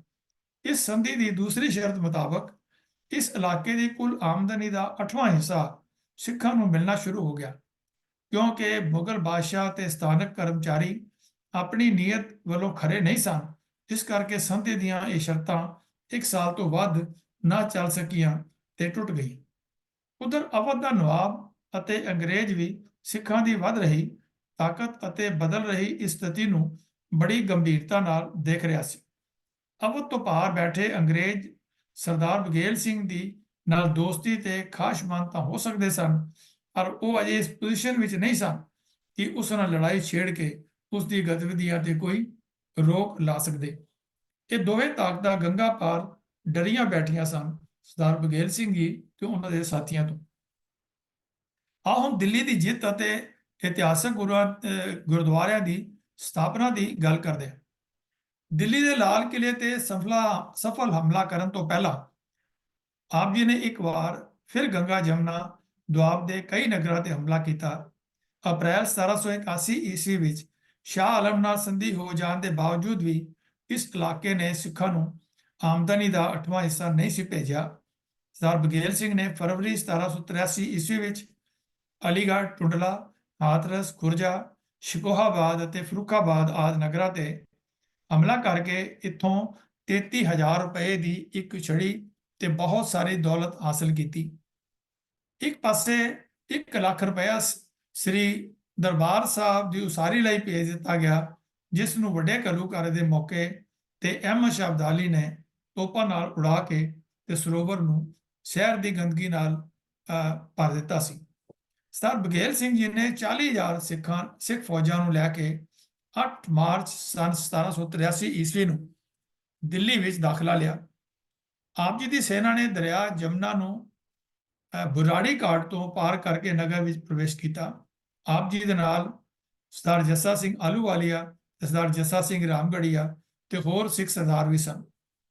ਆਪ ਜੀ ਨੇ ਆਪਣੀ ਫੌਜ ਨੂੰ 3 ਭਾਗਾਂ ਵਿੱਚ ਵੰਡਿਆ, ਜਿਸ ਵਿੱਚੋਂ 50,000 ਦੀ ਇੱਕ ਟੁਕੜੀ ਮਜਨੂ ਟੇਲੇ ਵਾਲੀ ਥਾਂ ਤੇ ਤਾਇਨਾਤ ਕੀਤੀ ਗਈ ਅਤੇ 5,000 ਦੀ ਦੂਸਰੀ ਟੁਕੜੀ ਅਜਮੇਰੀ ਗੇਟ ਵਾਲੇ ਪਾਸੇ ਭੇਜੀ ਗਈ। ਬਾਕੀ 30,000 ਫੌਜ ਨਾਲ ਉਸਨੇ ਸ਼ਹਿਰ ਦੇ ਉਸ ਭਾਗ ਵਿੱਚ ਪੜਾਅ ਕੀਤਾ, ਜਿਸ ਨੂੰ ਅੱਜ ਕੱਲ੍ਹ 30 ਹਜ਼ਾਰੀ ਕਿਹਾ ਜਾਂਦਾ ਹੈ। ਇਸ ਦਾ 30,000 ਨਾਂ ਇਸ ਕਰਕੇ ਪਿਆ ਕਿ ਸਰਦਾਰ ਬਘੇਲ ਸਿੰਘ ਜੀ ਨੇ 30,000 ਸਿੱਖ ਫੌਜ ਦੇ ਨਾਲ ਇੱਥੇ ਕੈਂਪ ਕੀਤਾ ਸੀ। ਇਹ ਥਾਂ ਦਿੱਲੀ ਦੀ ਪੁਰਾਣੀ ਸਬਜ਼ੀ ਮੰਡੀ ਅਤੇ ਕਸ਼ਮੀਰੀ ਗੇਟ ਦੇ ਵਿਚਕਾਰ ਹੈ, ਜਿੱਥੇ ਅੱਜ ਕੱਲ੍ਹ ਇੰਟਰਸਟੇਟ ਬੱਸ ਟਰਮੀਨਸ ਸਰਦਾਰ ਬਘੇਲ ਸਿੰਘ ਦੀ 30,000 ਫੌਜ ਦੇ ਇੱਥੇ ਰੁਕਣ ਕਰਕੇ ਹੀ ਇਸ ਥਾਂ ਦਾ ਨਾਮ 30 ਹਜ਼ਾਰੀ ਪ੍ਰਸਿੱਧ ਹੋਇਆ ਤੇ ਇੱਥੇ ਹੀ ਦਿੱਲੀ ਦਾ ਹਾਈ ਕੋਰਟ ਵੀ ਹੈ। ਇਸ ਵਾਰ ਸਰਦਾਰ ਬਘੇਲ ਸਿੰਘ ਨੂੰ ਸਰਦਾਰ ਜੱਸਾ ਸਿੰਘ ਆਹਲੂਵਾਲੀਆ, ਸਰਦਾਰ ਜੱਸਾ ਸਿੰਘ ਰਾਮਗੜੀਆ ਅਤੇ ਸਰਦਾਰ ਰਾਏ ਸਿੰਘ ਭੰਗੀ ਵਰਗੇ ਸਰਦਾਰਾਂ ਦਾ ਵੀ ਪੁਰਜੋਰ ਸਮਰਥਨ ਹਾਸਲ ਸੀ। ਸਭ ਤੋਂ ਪਹਿਲਾਂ ਖਾਲਸੇ ਦੀ ਇਸ ਵਿਸ਼ਾਲ ਸੈਨਾ ਨੇ ਮਲਕਾਗੰਜ, ਮੁਗਲਪੁਰਾ ਅਤੇ ਸਬਜ਼ੀ ਮੰਡੀ ਆਦਿ ਇਲਾਕਿਆਂ ਤੇ ਆਪਣਾ ਕਬਜ਼ਾ ਕਾਇਮ ਕੀਤਾ। ਮੁਗਲਪੁਰਾ ਵਿਖੇ ਸ਼ਾਹੀ ਸੈਨਾ ਤੇ ਬਹੁਤ ਸਾਰੇ ਸਿਪਾਹੀ ਮਾਰੇ ਗਏ। ਸ਼ਾਹ ਆਲਮ ਵੱਲੋਂ ਭੇਜੇ ਗਏ ਸ਼ਹਿਜ਼ਾਦਾ ਮਿਰਜ਼ਾ ਸ਼ਿਕੋਹ ਨੇ ਸਿੱਖਾਂ ਨੂੰ ਕਿਲਾ ਮਹਿਤਾਬਪੁਰ ਦੇ ਸਥਾਨ ਤੇ ਰੋਕਣ ਦੀ ਕੋਸ਼ਿਸ਼ ਕੀਤੀ, ਪਰ ਉਹ ਹਾਰ ਖਾ ਕੇ ਲਾਲ ਕਿਲੇ ਵਿੱਚ ਭੱਜ ਗਿਆ। ਇਸ ਮਗਰੋਂ ਖਾਲਸਾ ਫੌਜਾਂ ਨੇ ਲਾਲ ਕਿਲੇ ਦਾ ਰੁਖ ਕੀਤਾ। ਦੂਜੇ ਦਸਤੇ ਨੇ ਅਜਮੇਰੀ ਗੇਟ ਵਾਲੇ ਪਾਸੇ ਤੋਂ ਸ਼ਹਿਰ ਤੇ ਹਮਲਾ ਬੋਲ ਦਿੱਤਾ। ਸਿੰਘਾਂ ਦੇ ਆਉਣ ਦੀ ਖਬਰ ਸੁਣ ਕੇ ਮੁਗਲ ਦਰਬਾਰੀ ਅਤੇ ਸ਼ਾਹ ਆਲਮ ਦੂਜਾ ਮੁਕਾਬਲਾ ਕਰਨ ਦੀ ਥਾਂ ਕਿਲੇ ਦੇ ਅੰਦਰਲੇ ਲਾਲ ਕਿਲੇ ਦੇ ਅੰਦਰਲੇ ਭਾਗਾਂ ਵਿੱਚ ਜਾ ਕੇ ਛਿਪ ਗਏ। ਸਰਦਾਰ ਬਘੇਲ ਸਿੰਘ ਆਪਣੀ ਜੇਤੂ ਫੌਜਾਂ ਨਾਲ 11 ਮਾਰਚ ਈਸਵੀ ਨੂੰ ਲਾਲ ਕਿਲੇ ਵਿੱਚ ਦਾਖਲ ਹੋਇਆ। ਇੱਥੋਂ ਮੈਂ ਦੱਸ ਦਿਆਂ ਕਿ ਕੁਝ ਦਿਨ ਸਰਦਾਰ ਬਘੇਲ ਸਿੰਘ ਜੀ ਨੇ, ਕਿਉਂਕਿ ਇਸ ਸ਼ਹਿਰ ਦੇ ਸਾਰੇ ਪਾਸੇ ਗੇਟ ਬਣੇ ਹੋਏ ਸਨ, ਤਾਂ ਉਹਨਾਂ ਨੂੰ ਅੰਦਰ ਵੜਨ ਦਾ ਰਸਤਾ ਨਹੀਂ ਸੀ ਮਿਲ ਰਿਹਾ। ਤਾਂ ਉੱਥੇ ਹੀ ਇੱਕ ਜਿਹੜਾ ਕੋਈ ਬੰਦਾ ਸੀ, ਕਾਰੀਗਰ ਸੀ, ਉਹਨਾਂ ਨੇ ਸਰਦਾਰ ਬਘੇਲ ਸਿੰਘ ਨੂੰ ਦੱਸਿਆ ਕਿ ਇੱਕ ਜਗ੍ਹਾ ਦੇ ਉੱਪਰ ਦੀਵਾਰ ਪਿਛਲੇ ਪਾਸਿਓਂ ਜਿਹੜੀ ਹੈ ਕਮਜ਼ੋਰ ਹੈ, ਤੇ ਅਗਰ ਤੁਸੀਂ ਉੱਥੇ ਹਮਲਾ ਕਰੋਗੇ ਤੇ ਤੁਸੀਂ ਅੰਦਰ ਦਾਖਲ ਹੋ ਸਕਦੇ ਹੋ। ਤੇ ਇਹ ਉਹ ਥਾਂ ਸੀ ਜਿਸ ਨੂੰ ਅਸੀਂ ਮੋਰੀ ਗੇਟ ਕਹਿੰਦੇ ਹਾਂ, ਕਿ ਜਦੋਂ ਉੱਥੇ ਤੋਪ ਦੇ ਗੋਲਾ ਮਾਰਿਆ ਗਿਆ ਤਾਂ ਉਹ ਦੀਵਾਰ ਦੇ ਵਿੱਚ ਮੋਰੀ ਹੋ ਗਈ ਤੇ ਉੱਥੋਂ ਸਿੰਘ ਫੌਜਾਂ ਨੇ ਬਾਕੀ ਤੋੜ-ਫੋੜ ਕਰਕੇ ਦੀਵਾਰ ਦੇ ਤੇ ਫੌਜਾਂ ਅੰਦਰ ਜਿਹੜੀਆਂ ਉਹ ਦਾਖਲ ਹੋ ਗਈਆਂ। ਲਾਹੌਰੀ ਦਰਵਾਜ਼ਾ, ਮੀਨਾ ਬਾਜ਼ਾਰ ਅਤੇ ਨਗਾਰ ਖਾਨਾ ਲੰਘ ਕੇ ਉਹ ਦੀਵਾਨੇ ਆਮ ਵਿੱਚ ਪਹੁੰਚ ਗਏ, ਜਿੱਥੇ ਕਦੇ ਸ਼ਾਹਜਹਾਂ, ਔਰੰਗਜ਼ੇਬ ਅਤੇ ਬਹਾਦਰ ਸ਼ਾਹ ਵਰਗੇ ਮੁਗਲ ਬਾਦਸ਼ਾਹ ਆਪਣਾ ਦਰਬਾਰ ਲਗਾਇਆ ਕਰਦੇ ਸਨ। ਦੀਵਾਨੇ ਆਮ ਤੇ ਕਬਜ਼ਾ ਕਰ ਲੈਣ ਮਗਰੋਂ ਕਿਲੇ ਦੇ ਮੁੱਖ ਦੁਆਰ ਤੇ ਖਾਲਸਾਈ ਝੰਡਾ ਝੁਲਾਇਆ ਗਿਆ। ਮੈਂ ਬੇਨਤੀ ਕਰਾਂਗਾ ਕਿ ਲਾਲ ਕਿਲੇ ਤੇ ਜੋ ਝੁਲਾਇਆ ਗਿਆ ਝੰਡਾ ਹੈ ਉਸ ਦੀ ਵੀ ਤਸਵੀਰ ਸਾਂਝੀ ਕੀਤੀ ਜਾਏ ਸਕਰੀਨ ਦੇ ਉੱਤੇ। ਦੀਵਾਨੇ ਆਮ ਵਿੱਚ ਦਰਬਾਰ ਲਗਾ ਕੇ ਖਾਲਸਾ ਦੇ ਬਜ਼ੁਰਗ ਨੇਤਾ ਸਰਦਾਰ ਜੱਸਾ ਸਿੰਘ ਆਹਲੂਵਾਲੀਆ ਨੂੰ ਸੁਲਤਾਨੁਲ ਕੌਮ ਘੋਸ਼ਿਤ ਕੀਤਾ ਗਿਆ। ਉਸ ਦੇ ਨਾਲ 5 ਪ੍ਰਮੁੱਖ ਸਰਦਾਰਾਂ, 5 ਪਿਆਰਿਆਂ ਨੂੰ ਬਿਠਾਇਆ ਗਿਆ, ਜਿਨ੍ਹਾਂ ਦੀ ਅਗਵਾਈ ਥੱਲੇ ਖਾਲਸੇ ਨੇ ਦਿੱਲੀ ਨੂੰ ਜਿੱਤਿਆ। ਗੁਰੂ ਗੋਬਿੰਦ ਸਿੰਘ ਜੀ ਦੇ ਜੋਤੀ-ਜੋਤ ਸਮਾ ਜਾਣ ਤੋਂ ਬਾਅਦ ਖਾਲਸੇ ਦੀਆਂ ਹੁਣ ਤੱਕ ਦੀਆਂ ਸਾਰੀਆਂ ਪ੍ਰਾਪਤੀਆਂ ਵਿੱਚੋਂ ਇਹ ਸਭ ਤੋਂ ਵੱਡੀ ਸਫਲਤਾ ਸੀ, ਜਿਸ ਲਾਲ ਕਿਲੇ ਵਿੱਚੋਂ 1716 ਈਸਵੀ ਵਿੱਚ ਬਾਦਸ਼ਾਹ ਫਰੁਖਸੀਅਰ ਦੇ ਹੁਕਮ ਨਾਲ ਬਾਬਾ ਬੰਦਾ ਸਿੰਘ ਬਹਾਦਰ ਅਤੇ ਉਸਦੇ 740 ਸਾਥੀਆਂ ਨੂੰ ਸ਼ਹੀਦ ਕੀਤਾ ਗਿਆ ਸੀ। ਅੱਜ ਉਹੀ ਲਾਲ ਕਿਲਾ ਖਾਲਸੇ ਦੇ ਕਦਮਾਂ ਵਿੱਚ ਤੇ ਇੱਥੋਂ ਦਾ ਮੁਗਲ ਬਾਦਸ਼ਾਹ ਖਾਲਸੇ ਕੋਲੋਂ ਆਪਣੀ ਜਾਨ ਦੀ ਤੇ ਰਾਜ ਦੀ ਸਲਾਮਤੀ ਦੀ ਭੀਖ ਮੰਗ ਰਿਹਾ ਸੀ। ਲਾਲ ਕਿਲੇ ਤੇ ਸਿੰਘਾਂ ਦਾ ਕਬਜ਼ਾ ਹੋਣ ਮਗਰੋਂ ਸ਼ਾਹ ਆਲਮ ਦੂਜੇ ਨੇ ਆਪਣੇ ਵਕੀਲ ਰਾਮ ਦਿਆਲ ਅਤੇ ਬੇਗਮ ਸਮਰੂ ਰਾਹੀਂ ਸਿੱਖ ਸਰਦਾਰਾਂ ਨਾਲ ਸੁਲ੍ਹਾ ਦੀ ਗੱਲ ਕੀਤੀ। ਬੇਗਮ ਸਮਰੂ ਬੜੀ ਹੀ ਸਿਆਣੀ, ਸੂਝਵਾਨ ਅਤੇ ਰਾਜਸੀ ਪਿੜ ਦੀ ਚੰਗੀ ਖਿਡਾਰਨ ਔਰਤ ਸੀ। ਉਸ ਦਾ ਮੁਗਲ ਦਰਬਾਰ ਵਿੱਚ ਬੜਾ ਰਸੂਖ ਸੀ। ਸ਼ਾਹ ਆਲਮ ਨੇ ਉਚੇਚੇ ਤੌਰ ਤੇ ਉਸ ਨੂੰ ਸਰਦਾਨਾ ਤੋਂ ਬੁਲਾਇਆ ਸੀ। ਸਰਦਾਨਾ ਦੀ ਜਗੀਰ ਉਸਦੇ ਪਤੀ ਨੂੰ ਮੁਗਲਾਂ ਵੱਲੋਂ ਦਿੱਤੀ ਗਈ ਸੀ। ਬੇਗਮ ਸਮਰੂ ਨੇ ਸਰਦਾਰ ਬਘੇਲ ਸਿੰਘ ਨੂੰ ਭਰਾ ਬਣਾ ਕੇ 2 ਗੱਲਾਂ ਦੀ ਮੰਗ ਕੀਤੀ। ਸ਼ਾਹ ਆਲਮ ਦੀ ਜ਼ਿੰਦਗੀ ਨੂੰ ਕੋਈ ਨੁਕਸਾਨ ਨਾ ਪਹੁੰਚਾਇਆ ਜਾਏ, ਪਹਿਲੀ ਗੱਲ। ਦੂਸਰੀ ਗੱਲ ਕਿ ਲਾਲ ਕਿਲੇ ਤੇ ਸ਼ਾਹ ਆਲਮ ਦਾ ਅਧਿਕਾਰ ਬਣਿਆ ਰਹਿਣ ਦਿੱਤਾ ਜਾਏ। ਇਹਨਾਂ 2 ਵੱਡੀਆਂ ਮੰਗਾਂ ਦੇ ਮੁਕਾਬਲੇ ਤੇ ਸਰਦਾਰ ਬਘੇਲ ਸਿੰਘ ਨੇ ਦਿੱਲੀ ਵਿੱਚ ਜੋ ਮੰਗਿਆ, ਗੁਰੂ ਨਾਲ ਪਿਆਰ, ਗੁਰੂ ਦੇ ਸਥਾਨਾਂ ਦਾ ਸਥਾਨ, ਜਿੱਥੇ ਜਾਏ ਬੇ ਮੇਰਾ ਸਤਿਗੁਰੂ ਸੋ ਥਾਨ ਸੁਹਾਵਾ ਰਾਮ ਰਾਜੇ, ਸੋ ਇਸ ਸਿੱਖ ਇਤਿਹਾਸਕ ਸਥਾਨਾਂ ਦੀ ਪ੍ਰਾਪਤੀ ਅਤੇ ਉਹਨਾਂ ਉੱਤੇ ਯੋਗ ਯਾਦਗਾਰਾਂ ਕਾਇਮ ਕਰਨ ਨੂੰ ਤਰਜੀਹ ਦਿੱਤੀ। ਤੇ ਉਸ ਵੱਲੋਂ ਸ਼ਾਹ ਆਲਮ ਅੱਗੇ ਰੱਖੀਆਂ ਗਈਆਂ 4 ਸ਼ਰਤਾਂ ਵਿੱਚ ਪਹਿਲੀ ਸ਼ਰਤ ਇਹ ਸੀ ਕਿ ਦਿੱਲੀ ਦੀਆਂ ਉਹ ਸਾਰੀਆਂ ਥਾਵਾਂ ਖਾਲਸੇ ਨੂੰ ਸੌਂਪ ਦਿੱਤੀਆਂ ਜਾਣ ਜਿਨ੍ਹਾਂ ਦਾ ਸੰਬੰਧ ਗੁਰੂ ਸਾਹਿਬਾਨ ਦੀ ਦਿੱਲੀ ਫੇਰੀ ਜਾਂ ਗੁਰੂ ਤੇਗ ਬਹਾਦਰ ਜੀ ਦੀ ਸ਼ਹਾਦਤ ਨਾਲ ਜੁੜਿਆ ਹੋਇਆ ਸੀ। ਇਸ ਨਗਰੀ ਵਿੱਚ 5 ਗੁਰੂ ਸਾਹਿਬਾਨ, ਪਹਿਲੇ ਪਾਤਸ਼ਾਹ ਸ੍ਰੀ ਗੁਰੂ ਨਾਨਕ ਦੇਵ ਜੀ, ਸ੍ਰੀ ਗੁਰੂ ਹਰਗੋਬਿੰਦ ਸਾਹਿਬ ਜੀ, ਸ੍ਰੀ ਗੁਰੂ ਹਰਕ੍ਰਿਸ਼ਨ ਪਾਤਸ਼ਾਹ ਜੀ, ਸ੍ਰੀ ਗੁਰੂ ਤੇਗ ਬਹਾਦਰ ਸਾਹਿਬ ਜੀ ਅਤੇ ਸ੍ਰੀ ਗੁਰੂ ਗੋਬਿੰਦ ਸਿੰਘ ਮਹਾਰਾਜ ਜੀ ਨੇ ਆਪਣੇ ਪਵਿੱਤਰ ਚਰਨ ਪਾਏ ਸਨ। ਸ੍ਰੀ ਗੁਰੂ ਗੋਬਿੰਦ ਸਿੰਘ ਜੀ ਦੇ ਜੋਤੀ ਜੋਤ ਸਮਾਨ ਜਾਣ ਮਗਰੋਂ ਇੱਥੇ ਹੀ ਜਵਾਹਰ ਸਿੰਘ ਦੀ ਹਵੇਲੀ ਵਿੱਚ ਮਾਤਾ ਸੁੰਦਰ ਕੌਰ ਜੀ ਤੇ ਮਾਤਾ ਸਾਹਿਬ ਕੌਰ ਜੀ ਕਾਫੀ ਲੰਮੇ ਸਮੇਂ ਤੱਕ ਰਹੇ ਅਤੇ ਜੋਤੀ ਜੋਤ ਵੀ ਸਮਾਏ। ਅਤੇ ਇਸੇ ਨਗਰ ਵਿੱਚ ਬਾਬਾ ਬੰਦਾ ਸਿੰਘ ਬਹਾਦਰ ਅਤੇ ਉਹਨਾਂ ਦੇ ਸਾਥੀ ਸਿੰਘਾਂ ਨੂੰ ਮਰੋਲੀ ਦੇ ਨੇੜੇ ਸ਼ਹੀਦ ਕੀਤਾ ਗਿਆ। ਔਰ ਉਹਨਾਂ ਦੇ ਨਾਲ ਜੋ ਸਿੰਘ ਸਨ ਉਹਨਾਂ ਨੂੰ ਗਾਂਧੀ ਗਰਾਊਂਡ, ਜਿੱਥੇ ਦਿੱਲੀ ਦਾ ਰੇਲਵੇ ਸਟੇਸ਼ਨ ਹੈ, ਇਹਦੇ ਸਾਹਮਣੇ ਜੋ ਗਾਂਧੀ ਗਰਾਊਂਡ ਹੈ, ਉੱਥੇ ਉਹਨਾਂ ਨੂੰ ਸ਼ਹੀਦ ਕੀਤਾ ਗਿਆ ਸੀ। ਉਹਨਾਂ ਦੇ ਨਾਲ ਜੋ ਸਿੰਘ ਆਏ ਸਨ।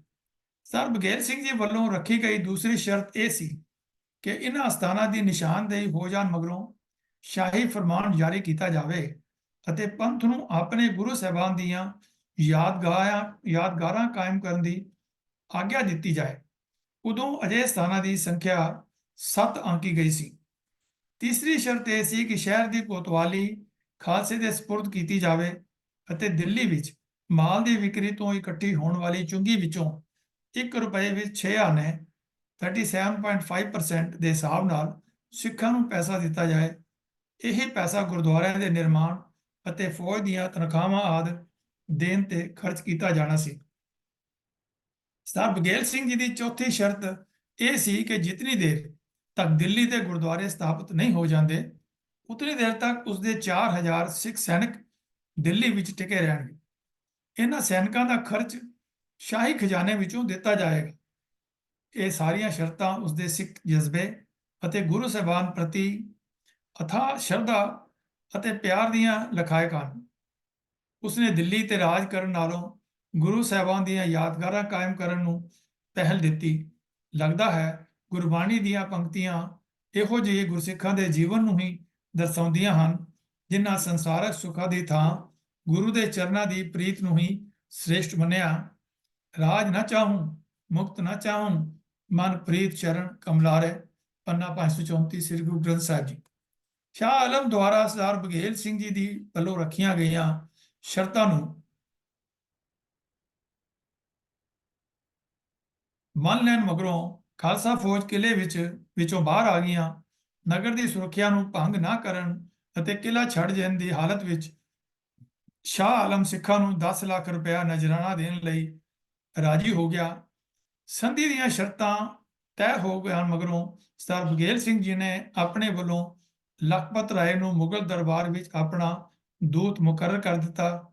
ਸਰਦਾਰ ਜੱਸਾ ਸਿੰਘ ਰਾਮਗੜੀਆ ਇੱਥੋਂ ਜਾਂਦਾ ਹੋਇਆ ਮੁਗਲਾਂ ਦੀਆਂ 5 ਤੋਪਾਂ, ਕਈ ਬੰਦੂਕਾਂ, ਉਹਨਾਂ ਦੀ ਤਾਜਪੋਸ਼ ਵਾਲੀ ਰੰਗ ਬਿਰੰਗੇ ਪੱਥਰ ਦੀ ਇੱਕ ਸੁੰਦਰ ਸਿੱਲ ਆਪਣੇ ਨਾਲ ਸੰਗਲਾਂ ਨਾਲ ਬੰਨ ਕੇ ਹਾਥੀ ਦੇ ਨਾਲ ਲੈ ਕੇ ਔਰ ਸ੍ਰੀ ਦਰਬਾਰ ਸਾਹਿਬ ਪਹੁੰਚਿਆ।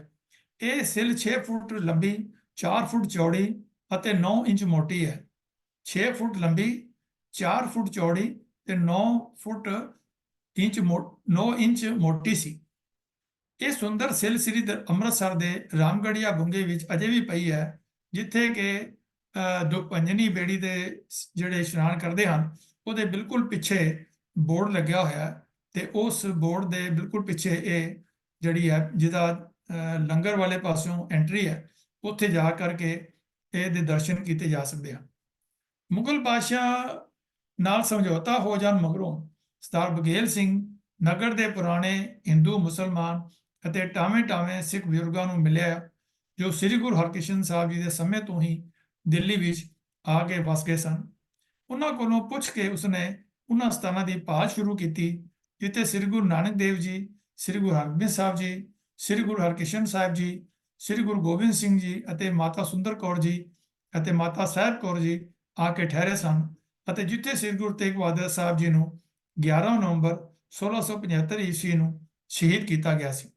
ਪੁਰਾਣੇ ਇਤਿਹਾਸਕ ਗ੍ਰੰਥਾਂ ਅਨੁਸਾਰ ਸਰਦਾਰ ਬਘੇਲ ਸਿੰਘ ਜੀ ਨੇ ਅਜਿਹੇ 7 ਸਥਾਨਾਂ ਦੀ ਨਿਸ਼ਾਨਦੇਹੀ ਕੀਤੀ ਜਿੱਥੇ ਹੁਣ ਗੁਰਦੁਆਰਾ ਨਾਨਕ ਪਿਆਓ ਸਾਹਿਬ, ਗੁਰਦੁਆਰਾ ਮਜਨੂ ਟਿੱਲਾ, ਗੁਰਦੁਆਰਾ ਬੰਗਲਾ ਸਾਹਿਬ, ਗੁਰਦੁਆਰਾ ਸੀਸਗੰਜ ਸਾਹਿਬ, ਗੁਰਦੁਆਰਾ ਰਕਾਬਗੰਜ ਸਾਹਿਬ, ਗੁਰਦੁਆਰਾ ਮੋਤੀ ਬਾਗ ਸਾਹਿਬ ਅਤੇ ਗੁਰਦੁਆਰਾ ਸਾਹਿਬ ਮਾਤਾ ਸੁੰਦਰ ਕੌਰ ਜੀ ਸਥਾਪਿਤ ਹਨ।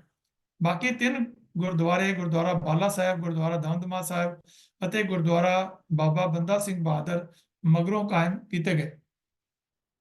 ਇਹਨਾਂ ਗੁਰਦੁਆਰਿਆਂ ਨੂੰ ਸਥਾਪਿਤ ਕਰਨ ਲਈ ਸਰਦਾਰ ਬਘੇਲ ਸਿੰਘ ਅਪ੍ਰੈਲ 1783 ਈਸਵੀ ਤੋਂ ਨਵੰਬਰ 1783 ਈਸਵੀ ਤੱਕ ਦਿੱਲੀ ਵਿੱਚ ਹੀ ਠਹਿਰਿਆ। ਉਹ ਜਾਣਦਾ ਸੀ ਕਿ ਜੇ ਉਹ ਇਹ ਕਾਰਜ ਕੀਤੇ ਬਗੈਰ ਵਾਪਸ ਪਰਤ ਗਿਆ, ਪੰਜਾਬ ਚਲਾ ਗਿਆ, ਤਾਂ ਮੁਗਲ ਬਾਦਸ਼ਾਹ ਤੇ ਸਥਾਨਕ ਅਧਿਕਾਰੀ ਫਿਰ ਬੇਈਮਾਨ ਹੋ ਜਾਣਗੇ ਅਤੇ ਇਹ ਯਾਦਗਾਰਾਂ ਕਾਇਮ ਨਹੀਂ ਹੋ ਸਕਣਗੀਆਂ। ਇਤਿਹਾਸਕ ਗੁਰਦੁਆਰਿਆਂ ਵਾਲੀਆਂ ਬਹੁਤੀਆਂ ਥਾਵਾਂ ਤੇ ਮਸੀਤਾਂ ਕਾਇਮ ਹੋ ਚੁੱਕੀਆਂ ਸਨ। ਸਥਾਨਕ ਮੁਸਲਮਾਨਾਂ ਨੇ ਦੋ ਥਾਵਾਂ ਤੇ ਹਿੰਸਕ ਝਗੜੇ ਵੀ ਕੀਤੇ, ਜਿੱਥੇ ਸੀਸਗੰਜ ਅਤੇ ਗੁਰਦੁਆਰਾ ਰਕਾਬਗੰਜ ਸਾਹਿਬ। ਪਰ ਮੁਗਲ ਬਾਦਸ਼ਾਹ ਨਾਲ ਹੋਏ ਸਮਝੌਤੇ ਕਾਰਨ ਸਿੱਖ ਇਹਨਾਂ ਗੁਰਦੁਆਰਿਆਂ ਨੂੰ ਸਥਾਪਿਤ ਕਰਨ ਵਿੱਚ ਕਾਮਯਾਬ ਹੋ ਗਏ। ਮੁਗਲ ਦਰਬਾਰ ਦੇ ਕਰਮਚਾਰੀ ਦੀ ਸਲਾਹ ਤੋਂ ਜਦੋਂ ਗੁਰਦੁਆਰਾ ਰਕਾਬਗੰਜ ਸਾਹਿਬ ਵਾਲੀ ਥਾਂ ਤੇ ਬਣੀ ਮਸਜਿਦ ਦਾ ਫਰਸ਼ ਪੁੱਟਿਆ ਗਿਆ, ਤਾਂ ਥੱਲੋਂ ਪਿੱਤਲ ਦੀ ਇੱਕ ਗਾਗਰ ਮਿਲੀ, ਜਿਸ ਦਾ ਮੂੰਹ ਉੱਪਰੋਂ ਬੰਦ ਸੀ। ਉਸ ਵਿੱਚ ਸ੍ਰੀ ਗੁਰੂ ਤੇਗ ਬਹਾਦਰ ਸਾਹਿਬ ਜੀ ਦੇ ਜੋ ਧੜ ਦੀਆਂ ਅਸਥੀਆਂ ਨੂੰ ਸੰਭਾਲ ਕੇ ਰੱਖਿਆ ਹੋਇਆ ਸੀ। ਸ੍ਰੀ ਗੁਰੂ ਤੇਗ ਬਹਾਦਰ ਸਾਹਿਬ ਦੀ ਸ਼ਹਾਦਤ ਵਾਲੀ ਥਾਂ ਖੋਜਣ ਵਿੱਚ ਚਾਂਦਨੀ ਚੌਂਕ ਦੇ ਇੱਕ ਮਾਸ਼ਕੀ ਪਰਿਵਾਰ ਨੇ ਸਰਦਾਰ ਬਘੇਲ ਸਿੰਘ ਦੀ ਬੜੀ ਮਦਦ ਕੀਤੀ ਸੀ। ਜਿਸ ਬੁੱਢੀ ਮਾਸ਼ਕਨ ਨੇ ਸੀਸਗੰਜ ਵਾਲੀ ਥਾਂ ਦਾ ਥਹੁ ਪਤਾ ਦੱਸਿਆ ਸੀ, ਉਸ ਦੇ ਪਿਤਾ ਨੇ ਖੂਨ ਨਾਲ ਲੱਥਪੱਥ ਹੋਇਆ ਉਹ ਥੜਾ ਧੋਤਾ ਸੀ, ਜਿਸ ਤੇ ਬਿਠਾ ਕੇ ਗੁਰੂ ਤੇਗ ਬਹਾਦਰ ਸਾਹਿਬ ਜੀ ਨੂੰ ਸ਼ਹੀਦ ਕੀਤਾ ਗਿਆ ਸੀ। ਉਸ ਬੁੱਢੀ ਮਾਸ਼ਕਨ ਨੇ ਦੱਸਿਆ ਸੀ ਕਿ ਸ਼ਹੀਦੀ ਦੇ ਸਮੇਂ ਸ੍ਰੀ ਗੁਰੂ ਤੇਗ ਬਹਾਦਰ ਜੀ ਦਾ ਮੁਖ ਜੋ ਹੈ ਉਹ ਪੂਰਬ ਵੱਲ ਸੀ ਅਤੇ ਉਹਨਾਂ ਦਾ ਸੀਸ ਧੜ ਨਾਲੋਂ ਅਲੱਗ ਹੋ ਕੇ ਅੱਗੇ ਡਿੱਗਿਆ ਸੀ। ਇਸ ਥਾਂ ਤੇ ਵੀ ਗੁਰਦੁਆਰਾ ਸੀਸਗੰਜ ਸਥਾਪਿਤ ਕਰਨ ਸਮੇਂ ਰੂੜੀਵਾਦੀ ਮੁਸਲਮਾਨਾਂ ਨਾਲ ਝਗੜਾ ਹੋਇਆ। ਦੋਹਾਂ ਪਾਸਿਆਂ ਤੋਂ ਤਲਵਾਰਾਂ ਨਿਕਲ ਆਈਆਂ, ਪਰ ਵੱਡੇ ਵਜ਼ੀਰ ਦੇ ਆ ਜਾਣ ਨਾਲ ਇਹ ਮਸਲਾ ਹੱਲ ਹੋ ਗਿਆ। ਮਗਰੋਂ ਰਾਜਾ ਸਰੂਪ ਸਿੰਘ ਅਤੇ ਰਾਜਾ ਰਘਬੀਰ ਸਿੰਘ ਜੀਂਦ ਵਾਲਿਆਂ ਨੇ ਹੋਰ ਜਗ੍ਹਾ ਲੈ ਕੇ ਗੁਰਦੁਆਰੇ ਦੀ ਇਹ ਨਵੀਂ ਇਮਾਰਤ ਜਿਹੜੀ ਹੈ ਤਾਮੀਰ ਕਰਵਾ ਦਿੱਤੀ। ਦਿੱਲੀ ਵਿੱਚ ਗੁਰੂ ਮਹਾਰਾਜ ਦੀਆਂ ਇਹ ਯਾਦਗਾਰਾਂ ਕਾਇਮ ਕਰਨੀਆਂ ਸਰਦਾਰ ਬਘੇਲ ਸਿੰਘ ਦੀ ਜੀਵਨ ਦੀਆਂ ਅਜਿਹੀਆਂ ਮਹਾਨ ਪ੍ਰਾਪਤੀਆਂ ਹਨ, ਜਿਸ ਕਾਰਨ ਪੰਥ ਵਿੱਚ ਸਦਾ ਉਹਨਾਂ ਦਾ ਨਾਮ ਉਜਲਾ ਰਹੇਗਾ। ਭਾਈ ਰਤਨ ਸਿੰਘ ਭੰਗੂ ਜੀ ਨੇ ਪ੍ਰਾਚੀਨ ਪੰਥ ਇਤਿਹਾਸ ਵਿੱਚ ਇੰਜ ਲਿਖਿਆ ਹੈ: ਮਦ ਦਿੱਲੀ ਲਿਓ ਦੇਹੁਰੇ ਚਨਾਏ, ਸਤਮੋ ਝੰਡੋ ਇਮ ਦਿਓ ਚੁਲਾਏ, ਬਜਾਏ ਨਗਾਰੇ ਕੜਾਹੂ ਕਰਾਏ, ਸਿੱਖ ਪ੍ਰਸੰਨ ਚੁਤਰਫੋ ਆਏ, ਸਰਦਾਰ ਬਘੇਲ ਸਿੰਘ ਇਮ ਗੱਡ ਮਾਰਾ, ਰਹੂਗਾ ਪ੍ਰਿਥੀ ਉਸ ਨਾਮ ਉਜਾਰਾ, ਐਸੀ ਕਰੀ ਉਨ ਗੁਰ ਕੀ ਕਾਰ, ਪਾਉ ਜਗ੍ਹਾ ਵੈ ਗੁਰ ਕੇ ਦਵਾਰ। ਦਿੱਲੀ ਵਿੱਚ ਹੋਰ ਦੋ ਜਿਹੜੀਆਂ ਜਗ੍ਹਾ ਹਨ ਜਿੱਥੇ ਕਿ ਸਿੰਘਾਂ ਨੇ ਦਿੱਲੀ ਫਤਿਹ ਕਰਨ ਦੀ ਖੁਸ਼ੀ ਵਿੱਚ ਮਠਾਈ ਵੰਡੀ, ਉੱਥੇ ਮਠਾਈ ਪੁਲ ਜਿਹੜਾ ਹੈ ਉਹ ਅਸੀਂ ਦੇਖ ਸਕਦੇ ਹਾਂ ਜਦੋਂ ਰੇਲਵੇ ਸਟੇਸ਼ਨ ਵੱਲ ਨੂੰ ਜਾਈਏ। ਤਾਂ ਅੱਜ ਦੀ ਜਿਹੜੀ ਵਿਚਾਰ ਹੈ ਮੈਂ ਉਸ ਨੂੰ ਇੱਥੇ ਸੰਕੋਚਦਾ ਹਾਂ। 1-2 ਮਿੰਟ ਸਮਾਂ ਉੱਪਰ ਹੋ ਗਿਆ, ਮੈਂ ਉਸ ਦੀ ਮਾਫੀ ਚਾਹੁੰਦਾ ਹਾਂ। ਇਸ ਨੂੰ ਅੱਗੋਂ ਵੀ ਅਗਲੀ ਵਾਰੀ ਵੀ ਇਸੇ ਸਰਦਾਰ ਬਘੇਲ ਸਿੰਘ ਦੇ ਜੀਵਨ ਨੂੰ ਅੱਗੇ ਤੋਰਾਂਗੇ ਤੇ ਹੋਰ ਦਿਲਚਸਪ ਘਟਨਾਵਾਂ ਜਿਹੜੀਆਂ ਹਨ ਉਹ ਵੀ ਆਪ ਜੀ ਦੇ ਨਾਲ ਸਾਂਝੀਆਂ ਕਰਨ ਦਾ ਯਤਨ ਕਰਾਂਗਾ। ਤੋ ਅੱਜ ਦੀ ਵਿਚਾਰ ਕਰਦਿਆਂ ਹੋਈਆਂ ਅਨੇਕਾਂ ਭੁੱਲਾਂ ਦੀ ਆਪ ਪਾਸੋਂ ਖਿਮਾ ਮੰਗਦਾ ਹੋਇਆ ਗੱਜ ਕੇ ਫਤਿਹ ਬੁਲਾਣਾ। ਵਾਹਿਗੁਰੂ ਜੀ ਕਾ ਖਾਲਸਾ, ਵਾਹਿਗੁਰੂ ਜੀ ਕੀ ਫਤਿਹ।